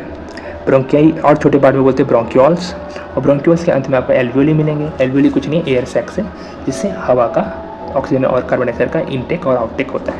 क्लियर हो गया स्ट्रक्चर आपको? अब हम लोग आगे पढ़ेंगे, ठीक है। बेसिक इतनी सा पढ़ना है, फिर हम लोग कंप्लीट हो जाएगा। चलिए पढ़ते हैं। तो लंग्स में बेसिक आप समझो कि जो पैसेजेस बने हुए हैं वो आगे जाके जो मैंने सिखाया वही सब लिखा होगा। स्मॉलर और स्मॉलर पार्ट्स में ट्यूब्स वगैरह में टूट जाते हैं और फाइनली टर्मिनेट होते हैं बलून लाइक स्ट्रक्चर, जिसको हम लोग एल्वियोली बोले थे। एल्वियोली सिंगुलर इसका होता है एल्वियोलस, एल्वियोली प्लुरल है और एल्वियोलस सिंगुलर है। बहुत सारे एल्वियोली होते हैं, 300। और मैं बताता हूँ, एक एडल्ट में नॉर्मली 300 to 500 मिलियन एल्वियोली होते हैं, ठीक है। इतने सारे एल्वियोली गैसेस के एक्सचेंज के लिए होते हैं हमारे बॉडी के अंदर, ठीक है। बेसिकली आप इसको ऐसे समझो कि हमारा जो ऑक्सीजन मॉलिक्यूल है उसको आप पैसेज समझो, पैसेंजर समझो, ठीक है। अब ये पैसेंजर एयरवेज में जाएगा, एरोप्लेन के माध्यम से एयरपोर्ट पे पहुंचेगा, एयरपोर्ट्स के माध्यम से टैक्सी के द्वारा अलग अलग अपना लोकेशन पे पहुंचेगा। ये माइंड में अपने आप को फिट कर लो कि आपका ऑक्सीजन रिच मॉलिक्यूल पैसेंजर है। अब देखो कैसे कैसे वो उठता है। ये जो एल्वियोली है वो आप समझ लो कि एयरपोर्ट का गेट है। एल्वियोली, ध्यान सुना, alveoli provide a surface where the exchange of gases take place. वहाँ से एक्सचेंज ऑफ गैसेज होगा। फॉर एग्जाम्पल, उस स्टेट में कुछ लोग एयरप्लेन से उतर के जाएंगे अपना जगह डिफरेंट सेल के पास, और कुछ लोग क्या करेंगे, डिफरेंट सेल से आके वापस से एयरप्लेन पे चढ़ेंगे। In case oxygen rich blood जाएगा हर एक सेल के पास, और CO2 रिच ब्लड हर एक सेल से बाहर आके वापस निकलने के लिए चला जाएगा। तो समझ में आया आपको एयरपोर्ट गेट? एयरपोर्ट गेट है क्या? ये एल्वियोली, जहाँ एक्सचेंज ऑफ CO2 और O2 होगा। कौन करता है? वो है ब्लड वेसल्स कैरी करते हैं ये एक्सचेंज। उधर से ऑटो का जो काम कर रहा है, जो लाने और ले जाने का काम कर रहा है, वो ब्लड वेसल्स होते हैं, ब्लड कैपिलरीज, वो एल्वियोली से कनेक्टेड होता है। अच्छा, ब्लड क्या होता है, ब्लड वेसल्स क्या होता है, वो हम लोग आगे सीखेंगे। बेसिकली हम लोग एक और लाइफ प्रोसेस के बारे में समझेंगे। उस लाइफ प्रोसेस को बोलते हैं सर्कुलेशन या फिर ट्रांसपोर्टेशन भी बोला जाता है। तो आप या तो बोलो सर्कुलेटरी सिस्टम या फिर बोलो ट्रांसपोर्टरी सिस्टम। बेसिकली बात इतनी सी है कि जो सिस्टम ऑफ ऑर्गन्स सर्कुलेशन में रिस्पॉन्सिबल होंगे उसको अपन बोलेंगे सर्कुलेटरी सिस्टम। ठीक है, यहाँ तक क्लियर? ओके, तो आप देखोगे कि कुछ पिछले सालों में आपने ये ऑब्जर्व करा कि जब भी हम लोग मतलब आप जब बच्चे थे तो जब भी हम लोग हवा को अंदर लेते हैं ना, तो हम लोग को ऐसा महसूस होता है कि हम लोग का जो रिब है, रिब्स जो हड्डी का स्ट्रक्चर आपको दिखता है अपने चेस्ट के नीचे, ठीक है, जब चेस्ट वाले स्किन को टच करोगे तो वो आपको ऊपर उठता हुआ दिखेगा। एंड फ्लैटन डायफ्राम, आपका जो डायफ्राम मस्कुलर सपोर्ट सिस्टम है वो थोड़ा फ्लैट होगा। इससे होता क्या, जो चेस्ट कैविटी है, अच्छा देखो चेस्ट कैविटी के लिए एक और बॉडी जो होता है मेडिकल टर्म में थोरैकिक कैविटी। थोरैकिक कैविटी मतलब चेस्ट के अंदर जो बॉडी के अंदर जो ऑर्गन्स है ना, ऑर्गन के लिए स्पेसेस है। कैविटी मतलब खाली स्पेस, एम्प्टी स्पेस, और चेस्ट कैविटी मतलब चेस्ट के ऑर्गन जहाँ रिस्पॉन्सिबल है, चेस्ट वाला एरिया में जो खाली स्पेस है उसको चेस्ट कैविटी बोलेंगे in simple terms, but better medical terms thoracic cavity, इसलिए क्योंकि चेस्ट का एक और नाम है, बताओ, थोरैक्स बोलते हैं। ठीक है, ओके, तो खैर अच्छा एक बात बताओ, मेन और वुमेन में किसमें चेस्ट होगा और किसमें ब्रेस्ट होगा? एक्चुअली बताऊं तो दोनों में चेस्ट होता है, बट ब्रेस्ट सिर्फ वुमेन में होता है। ब्रेस्ट इज द आउटर जो मेमोरी ग्लैंड्स बढ़ जाता है उसको ब्रेस्ट बोलते हैं, बट चेस्ट एरिया जो है चेस्ट दोनों के पास है। याद रखना, ऐसा नहीं कि चेस्ट बोलना कि भाई मेन के पास होता है और ब्रेस्ट वुमेन के पास। चेस्ट इज़ फॉर दोनों but breast is only for women. खैर, क्योंकि हमारा मेमोरी ग्लैंड्स, हमारे पास मेमोरी ग्लैंड्स है बट वो मेमोरी ग्लैंड डेवलप नहीं होता, याद रखना। खैर, तो आगे बढ़े अपन। ठीक है, तो हम लोग यहाँ तक पढ़ चुके हैं कि चेस्ट कैविटी उससे क्या होगा, लार्ज हो जाएगा, और जो लार्ज होगा उसकी वजह से जो ऑक्सीजन का सप्लाई होगा, ऑक्सीजन का जो इंटेक होगा वो थोड़ा बड़ा होगा, बढ़ेगा। एंड वही तो चाहिए अपने को, सरफेस एरिया बढ़ाना है। ठीक है, तो because of this air is sucked into lungs and फिल्स the expanded alveoli. इससे क्या होता है, एल्वियोली को जगह मिल जाती है थोड़ा एक्सपेंड करने का, और वो बलून का जो वॉल्यूम बढ़ेगा तो उससे ज़्यादा से ज़्यादा अमाउंट में हम लोग ऑक्सीजन ले पाएंगे। अब देखो ये जो ब्लड है, जो मैंने बोला था ऑटो के बारे में, वो कार्बन डाइऑक्साइड सारे सेल से लेके आ रहा है रेस्ट ऑफ द बॉडी से, और वो एल्वियोली में वापस दे देता है, और ऑक्सीजन उससे क्या कर लेते हैं, ले लेता है। समझ में आया? ऑटो आया, ऑटो पहुंचाया एयरपोर्ट पे कुछ कस्टमर को, CO2 रिच ब्लड को, और वहीं पर ऑटो वापस जब जाने लगा तो ऑक्सीजन रिच ब्लड को जाएगा, ताकि सब जगह सेल के पास ऑक्सीजन रिच ब्लड पहुंचा सके, और सारे सेल ऑक्सीजन वहाँ से ले लेंगे और रिस्पिरेशन का प्रोसेस करेंगे, फिर CO2 देंगे, और ये प्रोसेस हमेशा चलते रहेगा। ठीक है, तो आप गौर करो कि ब्लड भी काम कर रहा है मिलकर, अगर ब्लड नहीं रहेगा तो फिर काम नहीं हो पाएगा। तो बेसिकली पहले कहाँ से स्टार्ट किए थे, न्यूट्रिशन से स्टार्ट किए थे। अगर न्यूट्रिशन नहीं होगा तो हम लोग को फूड ही नहीं मिलेगा, और फूड नहीं मिलेगा तो उससे एनर्जी मिलेगा, क्या फ़ायदा फिर ऑक्सीजन किसे का, हम लोग तंबूरा बजाएंगे। तो फूड का जरूरत है, तो फिर न्यूट्रिशन से हम लोग को इंपॉर्टेंट है रिस्पिरेशन, कनेक्टेड है सारी चीज़ें। अब ऐसा नहीं कि एक बंदा बोले कि नहीं भाई रिस्पिरेशन से हम लोग जिंदा रहेंगे, नहीं, पूरे काम करने पड़ेंगे आपको, इसलिए इसको लाइफ प्रोसेस बोलते हैं। अब उसके साथ आपका सर्कुलेशन नहीं रहेगा तो वो भी काम नहीं हो पाएगा।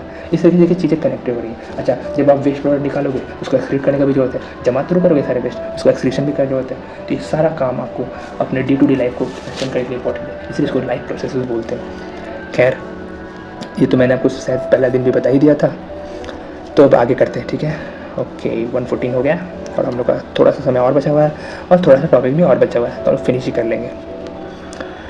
तो यहाँ तक हम लोग बात कर चुके हैं। तो ब्रीदिंग साइकिल के दौरान हम लोग क्या करते हैं, जो हवा है ना, when air is taken in and let out, जब हवा लेते हैं और बाहर निकालते हैं, ठीक, इसको हमको ये वाला यूज़ करना चाहिए। तो लंग्स हमेशा एक residual amount of volume contain करता है। जब अंदर बाहर करें तो ऐसा नहीं कि पूरे अंदर बाहर चला गया, थोड़ा अमाउंट हमेशा बचेगा, रेसिडुअल मतलब बचना, ताकि ऑक्सीजन का लेना और CO2 का देना ब्लड आसानी से कर सके। ठीक, मतलब नेक्स्ट स्लॉट जब आता है तो पुराने स्लॉट में वो ऑक्सीजन और CO2 का एक्सचेंज हो रहा होता है, जब वो हो जाता है तो वो वापस चला जाता है। ठीक है, मान लो ये स्लॉट नंबर 1 है, इससे ऑक्सीजन का इंटेक आउटेक हो गया तो इसको वापस भेज दिया जाएगा, और नेक्स्ट स्लॉट 2 वाला इधर आएगा, और इस तरीके से ये प्रोसेस पूरा ऐसे लूप में कंटिन्यू रहता है। ठीक है, खैर, मान लो अब एनिमल का साइज, बॉडी साइज बड़ा है, जैसे अपन लोग हैं, ह्यूमंस हो गए, टाइगर्स हो गए, हर्बीवोरस, कार्निवोरस एनिमल, दुनिया भर के एनिमल। तो कॉम्प्लेक्स, अगर कॉम्प्लेक्स है तो सोचो क्या डिफ्यूजन प्रोसेस पॉसिबल है? नहीं, डिफ्यूजन प्रोसेस पॉसिबल नहीं है। तो उसलिए हम लोग के पास रिस्पिरेटरी सिस्टम के लिए जो ऑक्सीजन का सप्लाई वगैरह के लिए जो सिस्टम होता है वो डिफ्यूजन प्रोसेस कैपेबल नहीं है। ठीक, तो सोचो हम लोग कैसे करेंगे लंग्स वगैरह, फिर होता है कि किस तरीके से उसको सप्लाई पहुंचाना है सब जगह, वो पंपिंग वगैरह जो हवा का एक्सचेंज के लिए। तो हमारे पास एक प्रॉपर ऑर्गन बना हुआ है क्योंकि हम लोग मल्टीसेलुलर ऑर्गेनिज्म है, तो हर एक काम के लिए एक प्रॉपर ऑर्गन होगा। तो रिस्पिरेशन के लिए जो मेन ऑर्गन है वो रिस्पॉन्सिबल है लंग्स, ठीक, वेरी इंपॉर्टेंट। लंग्स के बारे में मैंने बहुत सारी इन्फॉर्मेशन पहले ही आपको दे दिया, ठीक है, कि लंग्स 2 भाग में डिवाइड होता है, हमारे पास 2 लंग्स हैं। अच्छा, इंटरेस्टिंग की सीरीज जानो कि अब चूँकि 2 लंग्स है तो हम लोग एक लंग्स पे भी जीवित रह सकते हैं। अच्छा, लंग्स में नॉर्मली 3 लोब्स होते हैं, 3 लोब्स। अच्छा, एक और इंटरेस्टिंग बात बताऊं, अगर आप इसके ये लोब्स को निकाल भी दो फिर भी आप जीवित रह सकते हो। और कितने लंग्स हैं हमारे पास? 2 लंग्स, ठीक है। 2 लंग्स में कैसे हैं? एक है राइट और एक है लेफ़्ट। ये जो राइट वाला है बाबा वो बड़ा है और जो लेफ़्ट वाला है वो छोटा है। लेफ़्ट वाला छोटा क्यों है? क्योंकि भैया यहाँ पे हार्ट मौजूद होता है और हार्ट जो है वो एक कार्डियक नॉच में प्रेजेंट होता है। इतने चीज़ें मैंने आपको बता दी। अच्छा, एक सवाल पूछा था कि कौन सा ऑर्गन है जो फ्लोट करेगा, तो उसका जवाब भी क्या है? लंग्स ही है। लंग्स हमारे बॉडी का एकमात्र ऐसा ऑर्गन है जिसको पानी में डालोगे तो वो डूबेगा नहीं, फ्लोट करेगा। आई होप यू गेट इट। आगे बढ़ते हैं अपन। तो लंग्स सारी एयर के एक्सचेंज में हेल्प करता है, उसके सिस्टम को लोग पढ़ चुके हैं कि कैसे ट्रैकिया आती है। ट्रैकिया 2 भाग में बढ़ती है। एक तो हो गया भैया, इसको अपन ब्रोंकियाई बोलेंगे, या और छोटे पार्ट में टूटेगी तो उसको ब्रोंक्यूल्स बोलेंगे। और ब्रोंक्यूल्स के में बलून लाइक स्ट्रक्चर होते हैं जिसको एल्वियोली बोलते हैं और वो सरफेस एरिया प्रोवाइड करती है। बट उसके आगे जब वो एल्वियोली तक पहुंच गया उसके आगे हम लोग ब्लड आता है और ब्लड में एक पिगमेंट होता है जिसको हम लोग रेस्पिरेटरी पिगमेंट बोल सकते हैं। रेस्पिरेटरी पिगमेंट इसलिए क्योंकि वो ऑक्सीजन को ले और CO2 को दे जाती है, ठीक है। तो वो रेस्पिरेटरी पिगमेंट जो है वो है हीमोग्लोबिन। बेसिक बात इतनी सी है कि हीमोग्लोबिन के पास एक हाई एफिनिटी होती है। एफिनिटी मतलब पसंद, लाइक। एफिनिटी मतलब समझना आप क्या कि लाइक होता है, तो वो ऑक्सीजन को बड़ा लाइक करता है। अब ऑक्सीजन को लाइक करेगा तो हीमोग्लोबिन क्या करेगा? ऑक्सीजन को ले लेगा और सारे बॉडी के पास, सारे बॉडी सेल के पास जाके पहुंचा देगा, ठीक है। और ये पिगमेंट आपको मौजूद है वो पिगमेंट मिलेगा आपको red blood corpus. Red blood corpus मतलब RBC में पाया जाता है। रेड ब्लड क्यों दिखता है? क्योंकि हीमोग्लोबिन पिगमेंट की वजह से। तो हीमोग्लोबिन पिगमेंट सिर्फ ऐसा नहीं, उसका सिर्फ एक काम है कि भैया वो ब्लड को रेड करता है। दूसरा काम ये है कि वो लंग्स के लिए रिस्पिरेटरी पिगमेंट का काम करता है। बेसिकली ऑक्सीजन को एब्जॉर्ब करने का काम करता है और CO2 को रिलीज करने का काम करता है। आई होप इट्स क्लियर। जब आप गौर करोगे तो कार्बन डाइऑक्साइड आपको पाया जाएगा कि वो वाटर से ज़्यादा सॉल्युबल है and carbon dioxide is more soluble in water than oxygen, ठीक है, वही लिखा हुआ है। एंड इसलिए आप देखोगे कि मोस्टली जो ट्रांसपोर्टेशन होगा वो डिज़ोल्व फॉर्म में होता है। वाटर के डिज़ोल्व फॉर्म में वो CO2 होता है, बट लेकिन ऑक्सीजन जो है वो डायरेक्ट हीमोग्लोबिन से जाके अटैच हो जाता है और वो डायरेक्ट फॉर्म में सप्लाई होता है। वेरी इंपॉर्टेंट फैक्ट, ये आप भूल सकते हो, ठीक है।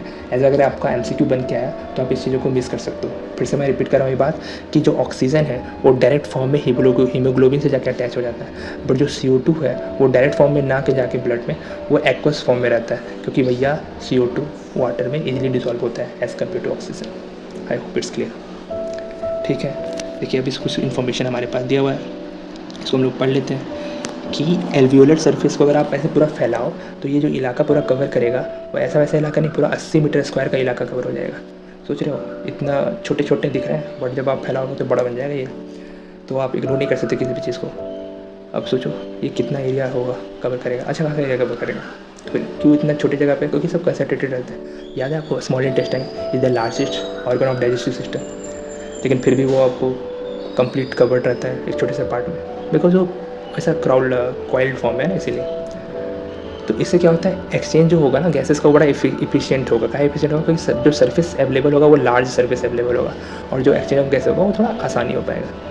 अब सोचो अगर डिफ्यूजन से ही हम लोग ऑक्सीजन का सप्लाई वगैरह करने लगे तो हम लोग को ऑलमोस्ट 3 साल लगेगा एक मॉलिक्यूल का ऑक्सीजन को पहुँचने से। हमारा लंग्स से स्टार्ट होगा और हमारा टोज मतलब पैर का अंगूठा तक 3 साल में लंग्स से पहुँच के वहाँ पर आएगा। हो गया आपका ज़िंदगी फिर। तो इसलिए आपको पता चलना चाहिए कि हीमोग्लोबिन का क्या इंपॉर्टेंस है। डिफ्यूजन प्रोसेस तो कर नहीं पाएंगे। और यहाँ पे आज आपने सीखा कि हीमोग्लोबिन सिर्फ ब्लड को कलर प्रोवाइड नहीं करता। Haemoglobin is also called respiratory pigment. Why this is called respiratory pigment? Because मैंने वर्ड बोला ना, इसको हम लोग रिस्पिरेटरी पिगमेंट क्यों बोलते हैं? Respiratory pigment because it has a very strong affinity. Like word use करना आप किताब वाला थोड़ा अच्छा लगता है answer. Very strong affinity of oxygen and इसीलिए ऑक्सीजन के सप्लाई के लिए वेरी मच इंपॉर्टेंट। अच्छा, आप CO2 को क्या बोलोगे? CO2 वाटर में सॉल्यूबल है, तो वाटर के सॉल्यूबल फॉर्म में वो ब्लड के माध्यम से वो आगे पीछे जाएगा। चलिए अपन क्वेश्चन डिस्कस कर लेते हैं और फिर इसको रैप अप करते हैं। आज का वीडियो हमको लगता है मोस्ट ऑफ द लंबा वीडियो होगा, क्योंकि आज हमने टारगेट रखा था कि एक टॉपिक तो फिनिश कर ही लेना है। आई होप अच्छे तरीके से क्लियर हो ही गया होगा। What advantage over an aquatic organism does the terrestrial organism have with regard to obtaining oxygen for at respiration. Basically पूछा यह जा रहा है कि टेरेस्ट्रियल ऑर्गेनिज्म जो लैंड पर रहते हैं वो एक्वेटिक ऑर्गेनिज्म किस तरह से बेहतर है ऑक्सीजन की सप्लाई के तौर पे। ऑब्वियसली एटमॉस्फेयर में ऑक्सीजन का सप्लाई ज़्यादा होगा तो वो उनका ब्रीदिंग रेट उतना फास्ट होने की जरूरत नहीं है, वो लोग स्लो से काम चला लेते हैं। फॉर एग्जांपल नॉर्मल एडल्ट मैंने आपको बताया था कि 12 से 16 टाइम्स ब्रीथ करता है, but gold fish aquatic animal normally उस समय जो मैंने बताया था आपको एक एग्जांपल, वो 100+ इन अ मिनट। उनका ब्रीथिंग रेट फास्ट होने की जरूरत इसलिए है क्योंकि वहाँ पे ऑक्सीजन सप्लाई कम है। What are the different ways in which glucose is oxidise to provide energy in various organism. ये तो भैया आप जानते हो 3 तरीके का मेथड है, एक एरोबिक, दूसरा एनारोबिक और तीसरा है लैग, जो कि एरोबिक में ही काउंट होगा। कुछ करना नहीं है आपको, बेसिकली ये वाला इसको रिप्रोड्यूस कर देना, वहाँ पे आपका क्वेश्चन का जवाब हो जाएगा। ठीक है, खुद से लिखो, कुछ करने का जरूरत नहीं है, मेरे को चेक करना होगा तो आप कमेंट में वो सारे आंसर लिख के दे देना, मैं चेक करके बता दूंगा कि आपने सही लिखा तो गलत लिखा। How is oxygen and carbon dioxide transported in human beings. Basically कुछ नहीं, वो पूरा प्रोसेस बताना है कि ऑक्सीजन लेते हैं, फिर वो थ्रोट वगैरह से ऑक्सीजन पहले नोज़ और माउथ से लेंगे एंड फिर थ्रोट वगैरह से होकर लंग्स में चला जाएगा, लंग्स से फिर वो bronchi, bronchioles, alveoli, blood capillaries उसको सारे बॉडी सेल में पहुँचाएगी, CO2 लेके आएगी, सेम प्रोसेस रिपीट होगा। How are the lungs design in human being to maximise the area of exchange of gases. Basically आपको बताना है कि लंग्स में वही सेम चीज़ रिपीट करना है कि ब्रोंकियाई है, ट्रैकिया से ब्रोंकिया में टूटता है, ब्रोंक्यूल्स, एल्वियोली 300 to 500 मिलियन है, अगर उसको स्प्रेड करोगे तो 80 मीटर स्क्वायर के एरिया में फैलेगा, इतना एरिया वहाँ पे मौजूद होता है। And because of that exchange of gases का एफिशिएंसी बहुत बढ़ जाता है, और यही सब आपको लिखना है। आई होप इट्स क्लियर। लगातार ऑलमोस्ट 1.5 घंटे से बोल रहा हूँ तो मेरा मुँह अब थक गया है, तो इस थके हुए मुँह से मैं आपको बोलूँगा Radhe Radhe, bye bye, see you, sayonara, take care, good night. आज का वीडियो अपन यहीं पे एंड करते हैं, चलिए बाय बाय।